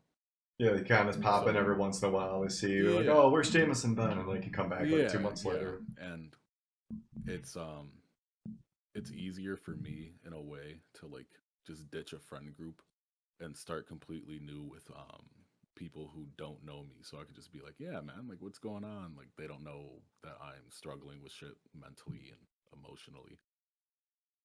I so get like you. And recycle all his jokes so you think of new ones. Yeah, and it's it's been a lot. It's been great getting to know myself more mentally and emotionally. Like I feel ready to tackle on anything in a way. That's how you do it. That's how you do it. And sometimes sometimes you need that though. Like you need like that reset time to where it's like, I feel like that's also a thing like workaholics. I technically would classify myself in that group, but just like working all the time to kind of distract yourself from what's actually going on. It's like a band-aid at that point because it's like you don't really ever process what's happening. So I feel like taking that time, like actually having that time to yourself to think about everything and like handle everything is a good stage to go through. Where you kind of all hits you though, man. Like it hits you It hard too when you do it. It's hard when you don't do it for a while. Yeah. Like this has probably been like the last couple weeks has probably been like the most mentally dark place I've ever been in. Like you gotta get dark sometimes. Everything hits. Yeah. Is that why you're wearing the Gengar beanie? Fucking hard. Yeah, of course. That's Funny fact, Dave actually bought this for me. There we go. Shout out Dave. He's represented on the pod. Yeah. Of course he is. Represent. But no, I get you. Man, fucking drains you. You know, a lot of times you keep going. No, what were you gonna say? I was gonna say a lot of times, not that it's great to hit rock bottom, but a lot of times, you know, sometimes it's necessary. It's what you do, you know, and then you learn to climb back up. So a lot of times when you're trying to recover, it's when it's the worst. Roller coasters don't always go up. Bottom. I like that. You hit that rock bottom, and you really got nowhere else to go but up. Yeah. It's kind of encouraging. Yeah, you can't keep declining rapidly, you know. Yeah, it's There's only encouraging. one way to go. Exactly. Go up. You hit bedrock. Can't mine through it. I feel like I'm my own person again, like not some not how do I say it? Not like I'm trying to like portray myself as something else, you know. Yeah, just for other people's sake. Yeah, like you're doing it for you more so. My feelings and emotions. Like, if I have a problem, I'm gonna talk to somebody about it. If I don't have a problem, you know. Whereas I used to just not bring shit up because I didn't want to be like the confrontational person. Yeah, I feel that. You gotta be sometimes. Thanks to the fucking internet. Yeah, but now that I've taken time to myself, it's great. Like I feel mentally the best I ever have. The overall outcome of this podcast: fuck the internet, and we love the internet. Get off the internet. This is where it gets very meta. Get off the internet, except when you watch this podcast. Yeah. Watch this. Take a break. Watch this. Take a break. Come back a week from now if we have another episode, and then you're good to go. Yeah, we'll have chapters you can watch. Yeah. That's kind of the sickening cycle too. It's like a lot of the times there's lessons you learn. Like maybe someone watches this podcast and maybe introspects a little about themselves because of it. But to do that, they have to watch this podcast. Or let's say they watch a movie, introspect. They have to watch that movie. And if screen time is a lot of the cause of all of our problems, it's like we're using the problem to solve the problem. Which is just a very sticky situation. Not to say it's like bad or anything necessarily, but I think it's important to just get that that screen time away and just Jameson, like you're kind of saying, just learn yourself, learn about yourself, and you need to. It's very fucking important, man. Mental illness is fucking horrendous. And it's I honestly see it get with the technological age. I see it getting worse, especially in terms of, like I said, attention span and identity, literal identity crisis. Yeah, I like the fact that who you are, man. Like I mean, there's no. See, when you say your thing. The fact like that doesn't just affect like just people like us. Like even just watching like in the NFL, Calvin Ridley, wide receiver for the Atlanta Falcons, literally is just taking time away. He's the wide receiver one of that team now this year. He's missed the game. He's gonna be missing several games because he's taking time away for his mental sake. Like he just needs to take time away and focus on his health and stuff like that. Like the fact that like someone that's literally giving them millions of dollars because they also feel like that too. It's crazy. Like it hits everyone differently, and like everyone can go through it. It really makes you think like what people go through. Yeah, no one's immune. Yeah. And you never really know. Like even at the situation, like you could be so close to someone and not have any idea what's happening or anything that's going on. Exactly. No matter how close you are, if they don't want to tell you, you just don't know. That's why it's so important to like check in with yourself. Reach out to the homies. Everybody, To be honest. Yeah, I think that problem's worse. I mean, if you're talking something like Discord, a lot of like facial expressions or body language is important too, but you're not. Oh, is it Mr. No Camera? Yeah, I was gonna say. Yeah. I was first of all, I was literally going to say that. So fuck you. Like, but it is important. Like, you're not really getting that, and it kind of goes back to the point of this kind of fabricated reality to where. Even when it comes to celebrities, it's like, Steven, you're like, yeah, it's crazy that like a millionaire football player can feel like that.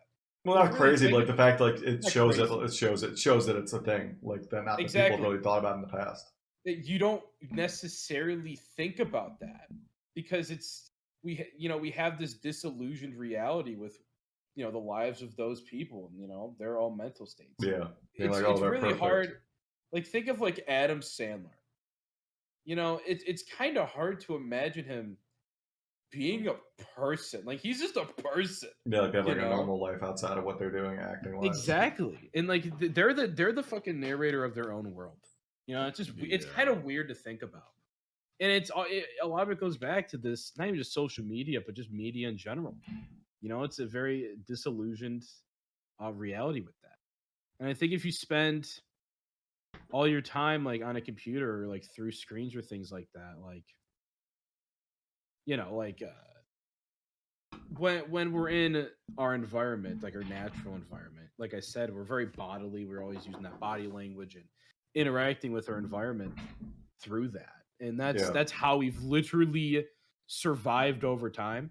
And that's why it's so detrimental to mental health, I think, because when you're not getting that, like you're not interacting with the world, literally the world that raised you. When you're not interacting with that in the way that your body literally like demands you do, like your brain demands you do, your identity fractured. You're literally disillusioned. I mean, think about how prevalent texting has been, like in the last couple of years. Like, I don't like texting. I've always hated texting because I feel like I'm not a good person with speaking overall. Like, I can't convey what I'm going to say or get to the point no matter what it is. I feel like I just waste so much time or like don't convey emotions correctly through text. So it's just a very awkward way to communicate with people. I feel like I just give myself off as the different person in a wrong type of way in the middle of a conversation. And texting definitely turns into a thing where it's like you literally disconnect from it because it's just like you'd rather text instead of FaceTiming or talking to the person. Like, you don't get that same embodiment of the conversation. But it's just so much easier to do. Convenience is like such a big thing in our life nowadays that it's so easy to do. You're like, fuck it, who cares? You're like, I'll just do this. Like, you can text 5 different people at once, have so many conversations going on, and it's like it's just so much easier to deal with that you kind of like separate. What the fuck are you doing? Yeah, but like I mean I don't like texting anymore. When I went to England for 6 weeks, obviously I did not see Kaya, my lovely girlfriend. Mm-hmm. Didn't see her for 6 weeks, but we texted all the time, and we I don't have an iPhone, so we didn't FaceTime. We use Google Duos. Don't judge me; it's way better. But I don't like iPhones. But that's Beta what male. we did. Yes, but that's how we interacted. And then I got back to the U.S. and like I saw her for the first time. I was like, this is kind of weird. I'm like, whoa, you're not just a face on a screen or like words on a screen. You're a person, which obviously I know that, but like mentally, it was like a weird shift, And that's obviously someone I know very well. Yeah, exactly. It's obviously someone I know very well, but it was just weird. It was a very weird adjustment. It took a few days to really get used to that again. Something I do want to say that I think is important. It kind of goes with what we're saying. We're kind of talking about the social media thing, this technology thing, and this how it affects your self-esteem or identity or all that shit. But that's us. That's just us. Now, imagine, like, see, your first phone was 14. You said what? Your first phone was 14. Yeah. Yeah, Jameson, what was your first phone? What do you think? I think I was maybe like 12, 13. Yeah, so I was around 13, I think, too. That wasn't an iPhone. Like, it wasn't like a social media. It was just like the text. Like I didn't get.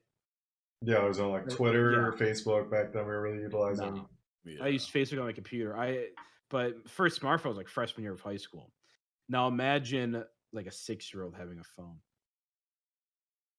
Having like Snapchat, like how they use like Snapchat. Not even necessarily Snapchat, but like even they use that. Like I'm assuming a 6-year-old's not going on Twitter. Yeah. So it's a little different. They'll get to Twitter eventually. Maybe like when they're like 10, which way too young to be on Twitter. But like, let's say like Steven's cat's on the run. See, I want to pet your cat. I also want to pet your cat. I'm gonna come over and pet your cat. But sorry, I just don't want them to chew on the PlayStation. I said I wanted to pet your cat. But get back to I want to pet your cat. Yes, it's very lovely cat. But getting back to my point,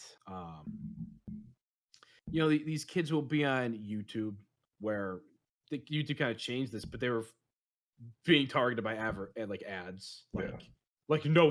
All the money on YouTube was kids content. Yeah, literally now it's like illegal to target them in ads, correct? It was always illegal, but they just got caught finally doing. They got charged like a lot of money. I'm not even going to say a number because I don't know, but yeah, a few $100 million, I believe. If I'm not mistaken, and they're super strict on it now. But then something like YouTube, Fortnite, Roblox. It's by the time we had. Steven, is your cat okay? What cat? They're playing, yeah. Oh, they're playing. Okay, Oh, so they're to so make sure. cute. Oh, No, I'm sorry to cut you off. No, it's fine. I was worried about the baby. No, the babies come No, first. The babies come they first. they both can take care of themselves. Okay. Never. But Quick, we're taking bids. Who's gonna win? Put it in chat. if we were live, we could do that. But yeah. Could So have been. No. No. but you distracted me. That was a cat screech. Yo, the WWE. All right. RKO. Break up your cats. Break up the cats.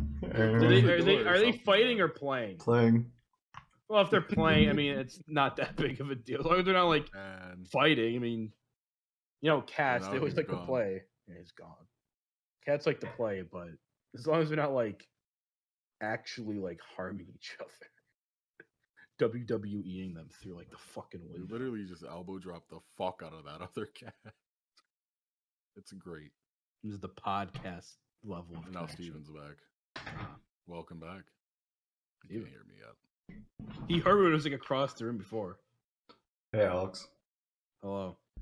Hello. What do you call a girl with big boobs? So Steven, oh my god. I have to cut that. Well, we probably should cut that anyway. All right, good. Okay, so back to my point. By the time we really started using social media apps, or really started, using our phones like that, like we do kind of do now, we were fairly developed. I'd say we had a solidified sense of self, which has become disillusioned, but we still had that prior identity. Started off, yeah. We started off with it. We were too old to really be in the generation, the generation after us. But that generation, they don't have that time. They have phones at like, I know someone phone at like 4 or 5, like, Yeah. which I parents give their kids phones to keep them quiet, which is another. yeah. I don't really want to get into that debate, but Yeah. kids are on the phones. Yeah, like my baby cousin has an iPad and he's 6. Yeah, and a lot of the games like can be engaging, but Some of that could be positive help intellectually. it can be, but Some of even it the can be positive, mind-numbing, yeah. even the positive stuff, I don't know if screen time at all is good for that age, but a lot of the times we're not getting that. Maybe the positive stuff you would say. And they're getting YouTube, and they're getting all these things, and they're not developed at all. So when they're growing up, that is becoming a part of them. Like you think about like the fact of like social ability. Like back in the day, like there was like only face-to-face contact. Like people had to talk to each other. There was always people that might have had like social awkwardness. Yeah, like write letters, stuff like that, typewriter. I mean, you see things. I mean, you see things like social anxiety or ADHD or things like that. They're going up. Yeah, like the fact that like all your social interaction is online. To like talk to people, like you lose some of that cognitive skill sometimes if that's all you're doing. Exactly. Like especially after like COVID. Through a screen. Exactly. Like you go back after COVID, like you go back to work, and like it took me a little bit to get adjusted to like talking to people again. Normally, like a server, like becoming a whole new person again, like being sociable, talking to people all the time. You didn't have to do that for like a year. COVID fucked me up. Like a lot of people, and it fucked me up. But that's the thing. We're developed for the most. I mean, brain's physically developed to like 22, so we're about at the cutoff of that. But hey, man, I'm 21. I said about at the cutoff. His whole life is ruined now. He's missed out on a whole year. You missed a whole year. It's done. My but brain's like not fully developed yet. That's exactly. Why I'm so fucking dead inside. Exactly. It's the brain. But yeah, you look at the kids. It's really scary, and we're not seeing the repercussions of it at all yet. I mean, we are seeing it with like rising numbers and all these things, but we're not truly seeing how bad it actually is yet. Yeah. We're only going to see that when they're grown up, and the generation after that's probably be worse. It's gonna keep getting worse. And like it might be okay if I don't like the idea of like our consciousness is gonna be like a digital thing now, like the classic sci-fi thing, like we're giving up our bodies, like we don't need them anymore. That's kind of what's going on. It's just like you don't see the effect of vaping and how that'll affect us later in life. Whoa, exactly. What are you trying to say, man? It's something like that. What are you trying to say, man? Spitballing ideas. You're not sponsoring Hyde. Get that out of here. But like, you mean the depression stick? I've seen those ads. Oh, of course. But like, you always distract me from my points. Okay, so like, it's the classic sci-fi idea of giving up your body. And that's kind of what we're seeing now, which I hate that thought, but like it's not inherently bad necessarily. But my kind of theory on it is we can't do that because we're evolutionary so tied to our body. We're such bodily beings. So we're fucked. Basically, we're fucked. COVID made it worse. And now Mark Zuckerberg is trying to get us all to become digital beings and give up our bodies and go into the metaverse and watch my video on it. I can't stop plugging. I'm sorry, I just can't stop to plug it in. He's been attempting to figure out any loophole to get back to his. No, I'm not just trying to plug it, but that is. You know what metadata is involved with? Gang beasts. Go watch 7 Idiots, 1 Blimp. Exactly. What else is involved in all that? What? Absolutely nothing of mine, but go watch my shit. Yeah, go watch it. Well, I mean, our Valorant gameplay. Your latest video, our discussion is kind of relevant. The mental health stuff, yeah, it's a mental health. So go watch that. Talking about mental health. Well, we're kind of been talking about that today too, in a little different context. Shit. Yeah, I just hurt my mental health. I'm hurt. I do care about your mental health. I was going to say I don't, but I do. There you go. As you should. I think Alex cares about everyone. My mother didn't care about mine when she yelled at me. Come on. I think it runs in the family. Alex also didn't care about the mental health of that hedgehog before he slaughtered it. Oh my fucking God. We're not talking. Steven, we're gonna keep this thing. So I'm gonna make this absolutely clear. I saw the hedgehog one time. It was not my hedgehog. You were the co-parent. No, I wasn't actually the co-parent. We just said that. I wasn't actually. Did Maury say you're not the father? No, honestly, I don't think so. Yes.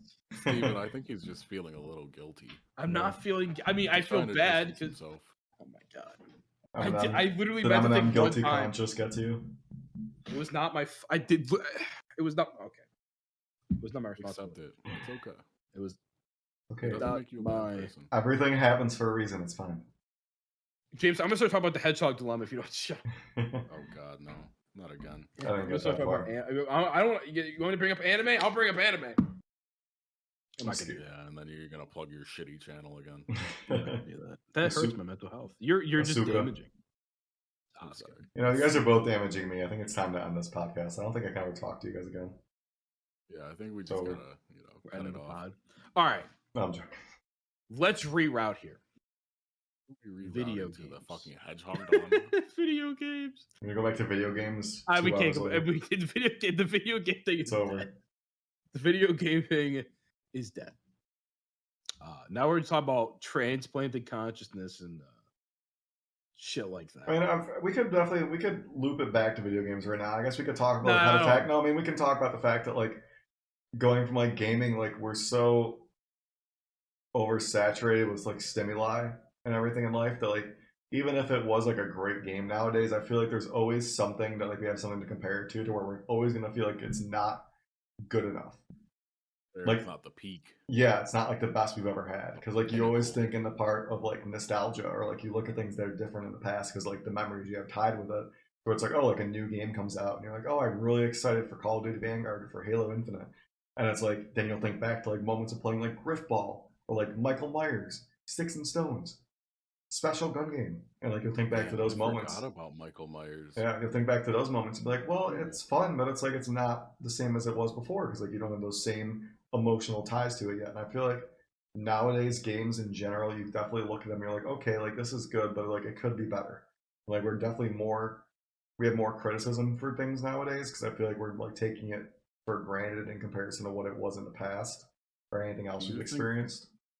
Do you think that's why games feel so stale lately? Yeah, that's what I was. Nah. That's basically what I was getting to. I feel Triple like A games suck. there also just hasn't been as much of an influx to us because I feel like we're definitely like back then we were like able to like play a game for like a year or two and be fine with it. Nowadays Yeah, we're people get kids. bored with games We were right kids. away and it's not fun. Yeah. Like we have a higher standard in our brains, so it's like it's not even just the games are stale. It's just that there's not enough to like fill our brain to like be okay with what we're playing.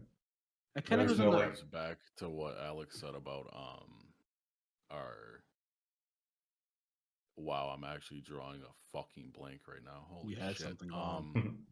I did. It brings it back to what you were talking about with attention span.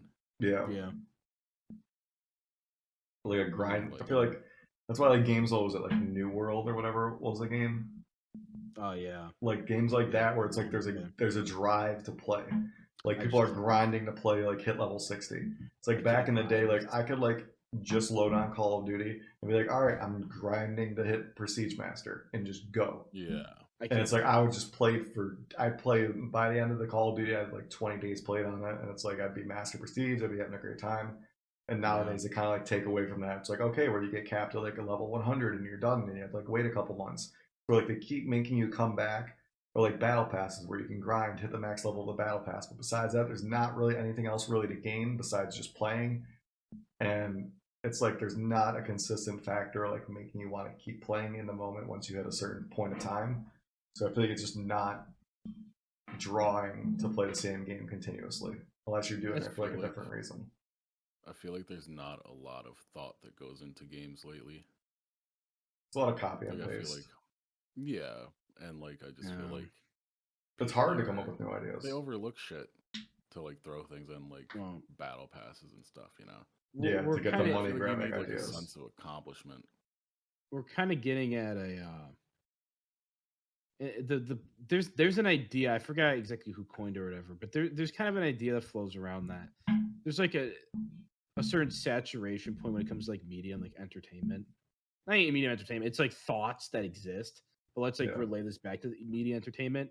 And it's kind of like you get to a point where you very hard to be original. You kind of can't be. Yeah, like think about like movies. Like movies nowadays, like you feel like everything. Yeah, like there's so many ideas in the world, so many things that have already been done or said, stuff like that. So when it comes to like games, like you think about like maps in Call of Duty. They reskinned so many maps because they just can't think of new ones. And so you look at the maps in the new Call of Duty, everyone, even competitive side, casual side I've seen, they're just not a fan. Because they're visually okay, but it's like the gameplay wise of it just doesn't feel good because they're trying to do new things because there's just literally so much saturation when it comes to like what has been done in the past because they've literally made like a dozen games Call of Duty. And it's like just trying to remake things over and over again is like so hard, like just being able to make something new. Yeah, and I think when it comes to AAA games, I don't want to just shit on AAA games because I do like a lot of them.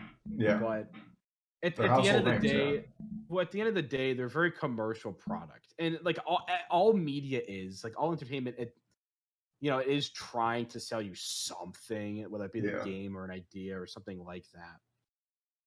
The AAA games are a lot worse with that, and I just, for the most part, I just don't like AAA game. They have to try to sell something new. So it's like to them, like they're trying to sell something to make a necessity for their next title. Like think about games like Among Us. Like Among Us literally was a game made by 3 people, came out of literally nowhere, had like thousands of players monthly, and blew up into being a game that millions of people were playing within like a month.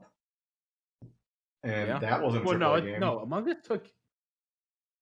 It didn't blow up after a year. Yeah, it was Among Us. Among Us was out for like a couple years and it didn't blow up. It didn't blow up until like a certain, like it had like thousands of players. But it blew up to like millions within like a month. And then games like that kind of just they blow up and like Fall Guys that blow up and die. That also got killed. That also got killed by Among Us. I feel like that was just bad timing of Fall. If Fall Guys had like came out earlier, I feel like it might have had a longer lifespan. But it definitely got killed by Among Us coming up.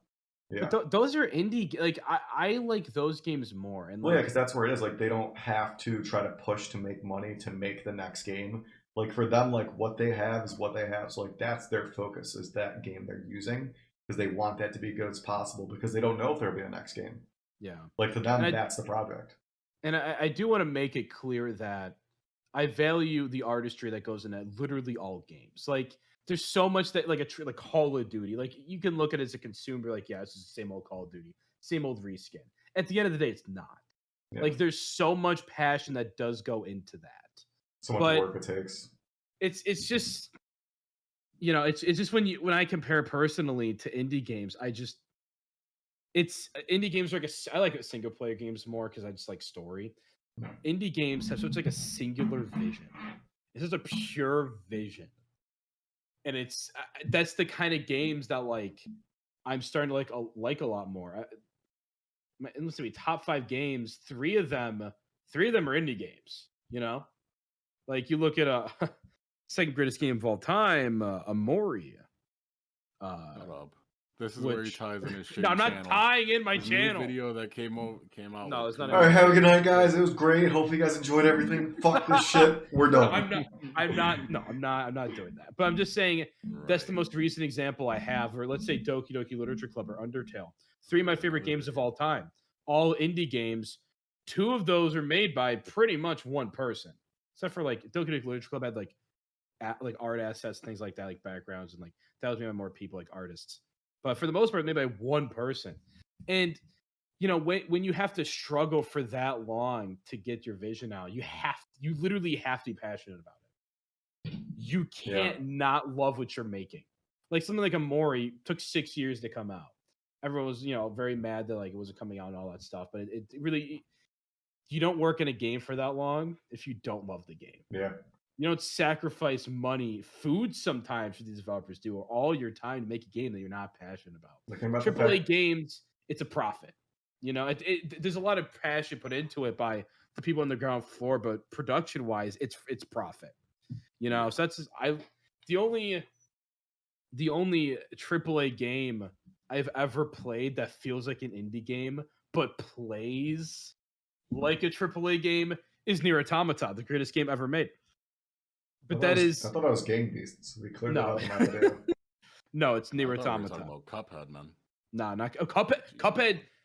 That's an indie game though. Cuphead's fucking amazing. Cuphead's amazing. Like I got like 10 minutes into it. I didn't understand it. The artwork, animation, it's phenomenal. It took like what 7 years to somewhere upward of 6 years, like Amori did. But you know, something like Nier Automata. That kind of goes in like auteurism. I think it's how you pronounce it. Where it's like, it's not a singular vision. Obviously, a lot of people did work on it. A lot of people collaborated to do it.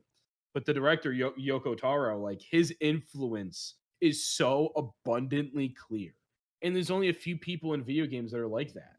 You know, you look at Kojima, you know, Metal Gear Solid, things like that, or the guy who made Mario, Miyamoto, is that his last name? I don't exactly know. But you look at what? Yeah, I don't really know. But like you look at creators like that, and like they're just very rare in AAA gaming. But you know, once they make it, because that's what it starts off. It starts off with like building like that own creative empire you have yourself, and like designing like these concepts, and that's where some of the good stuff comes out of. Because when it comes in like getting like those big cookie cutter like AAA games, like at that point you don't really get a choice in your own creativity. Like you're kind of forced to do whatever the market is driving.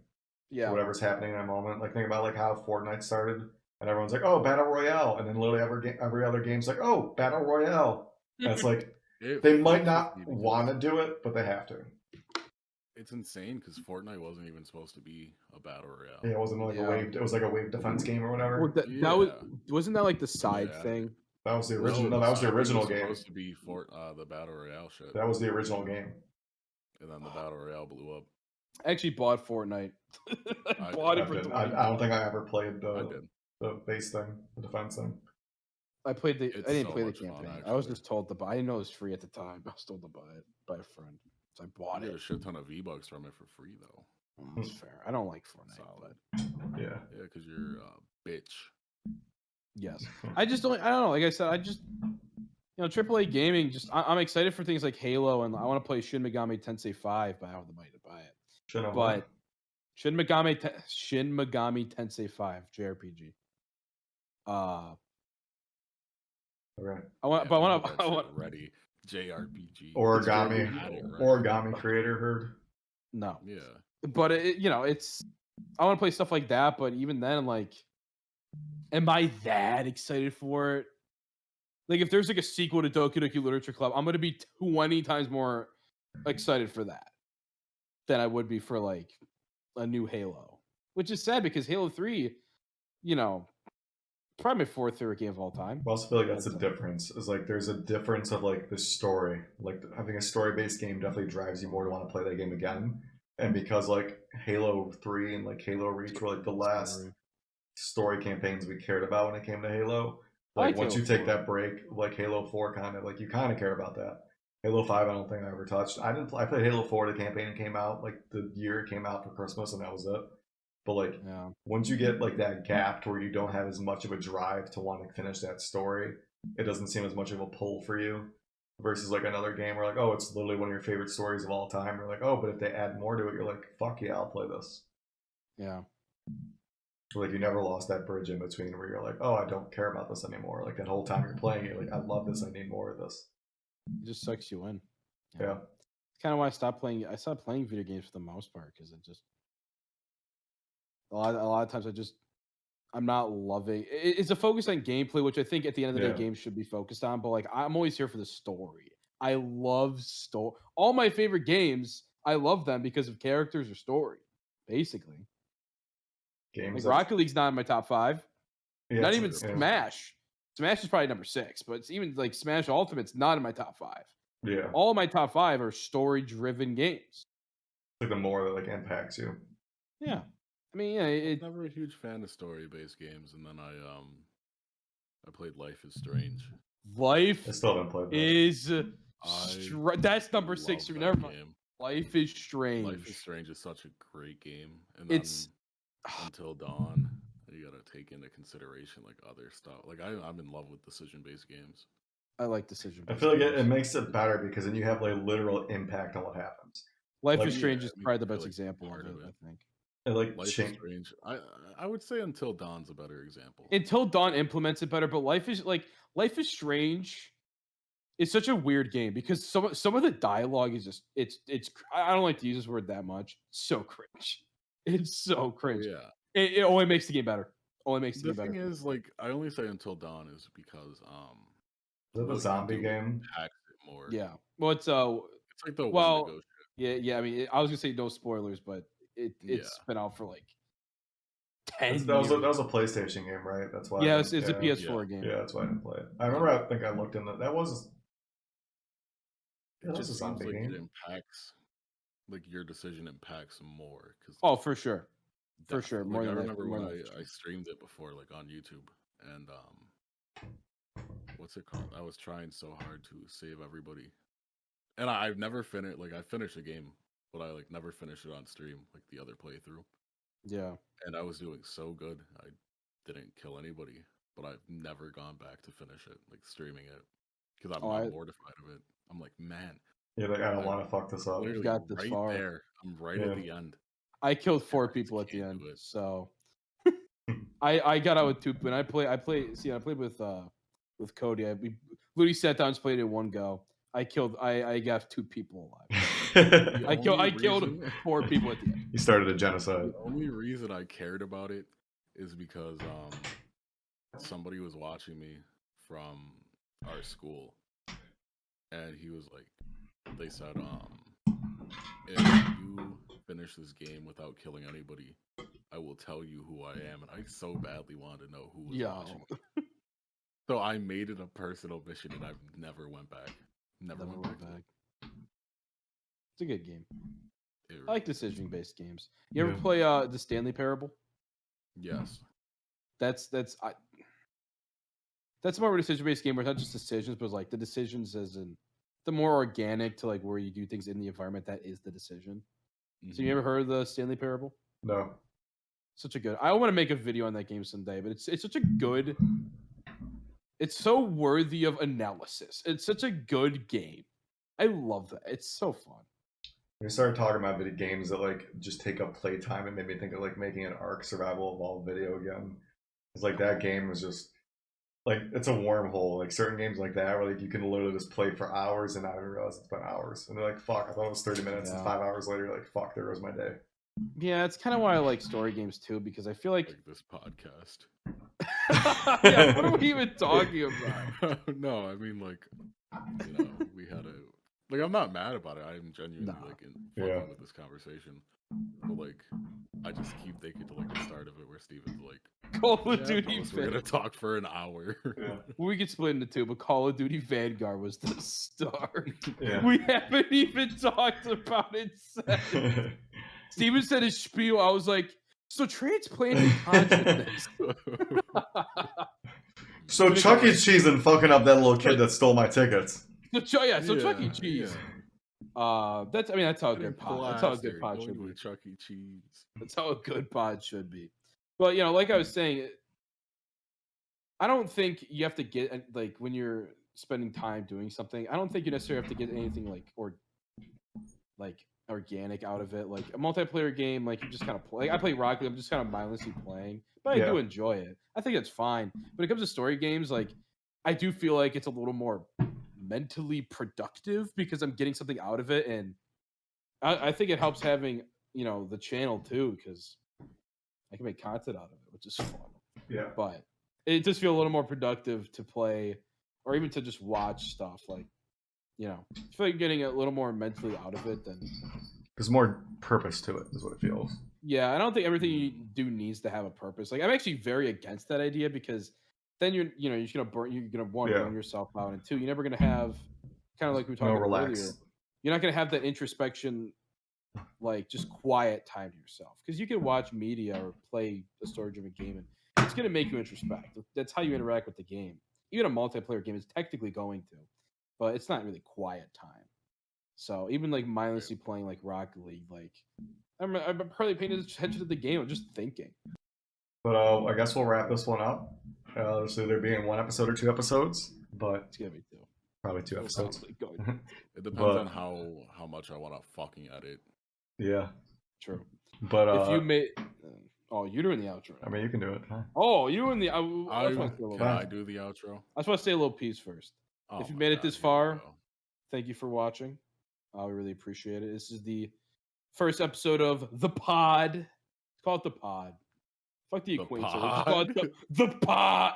The Acquaintance. We might change the name. Let's about that after. Yeah, but I kind of the Tide Pod. As you can see, this is a work in progress, and if you watch through the end of this first or maybe second episode, thank you for watching, and we appreciate it. And we're gonna keep doing this and keep talking about new things every week that are probably all gonna go off topic anyway. So this is where you tell people to like and subscribe. Say what the fuck they want to see. No, what? Actually, that is a good point. Yeah, say topics that they want to see. Like and subscribe. But if you do want to see topics, the fuck up. My mental health just took a tip there. I don't care. Right. I don't care. But yeah, man, this was fun. I enjoyed this conversation, Steve. It was a good time. It was an amazing talk with you for the first time. You as well, Jameson. You as well. We've talked before. Not like deeply actually talk. Yeah. The Acquaintance. I feel closer with you, you know? More acquainted. More acquainted. More acquainted than the circle. Yeah. The circle is tightening. Yeah. But yes. Jeez. The circle is yes. Yeah, Steve. Well, the only way it can be tighter is if we add stogies and the whiskey. Okay. Look, well, we need a drink next time. I'm not kidding. No. Anyway, thank you for watching the video. If you have any ideas that you would like to see in the next episode, we will discuss them for the first 2 minutes and then go off topic. Please comment down below. Derail. We'll try not to derail too much, but please do so. Next time, Lasertron. It'll be fun to see what you guys want to hear about. It'll be fun to talk about them. So, thank you for watching again. And do you guys want to say anything? I'll say something. That's not Chuck E. Cheese related? Yeah. Okay. Steven, you can go first. I can't wait to play laser tag next week. And Chuck E. Cheese. Lasertron. No, we're going Lasertron now. I'm not going to Lasertron. Lasertron is sweaty. Can we get plastered? No. Cybersport? All right, I well, actually always wanted. either to way, Jameson, you got anything to say? thank you. I can actually. All right, You Steven, didn't let take him the floor. finish, man. Thank you for everyone that watched. Go check out Shady Kings if you'd like on Twitter. At Shady Kings. I gotta make I gotta make my one shameless plug. You plugged yourself over and over again. I'm making my shameless plug at the end. We will put Besides a link to just the wearing my Twitter. merch. We will put a link to the Twitter in the description. Thank you for watching. Jameson. Okay, thank you for letting me know finally, because nobody fucking tells me anything. But I did. I think we might have brought it up. Anyways, I'm thank you not for gonna really talk watching. about it. We're kind of here. I didn't even say my bro.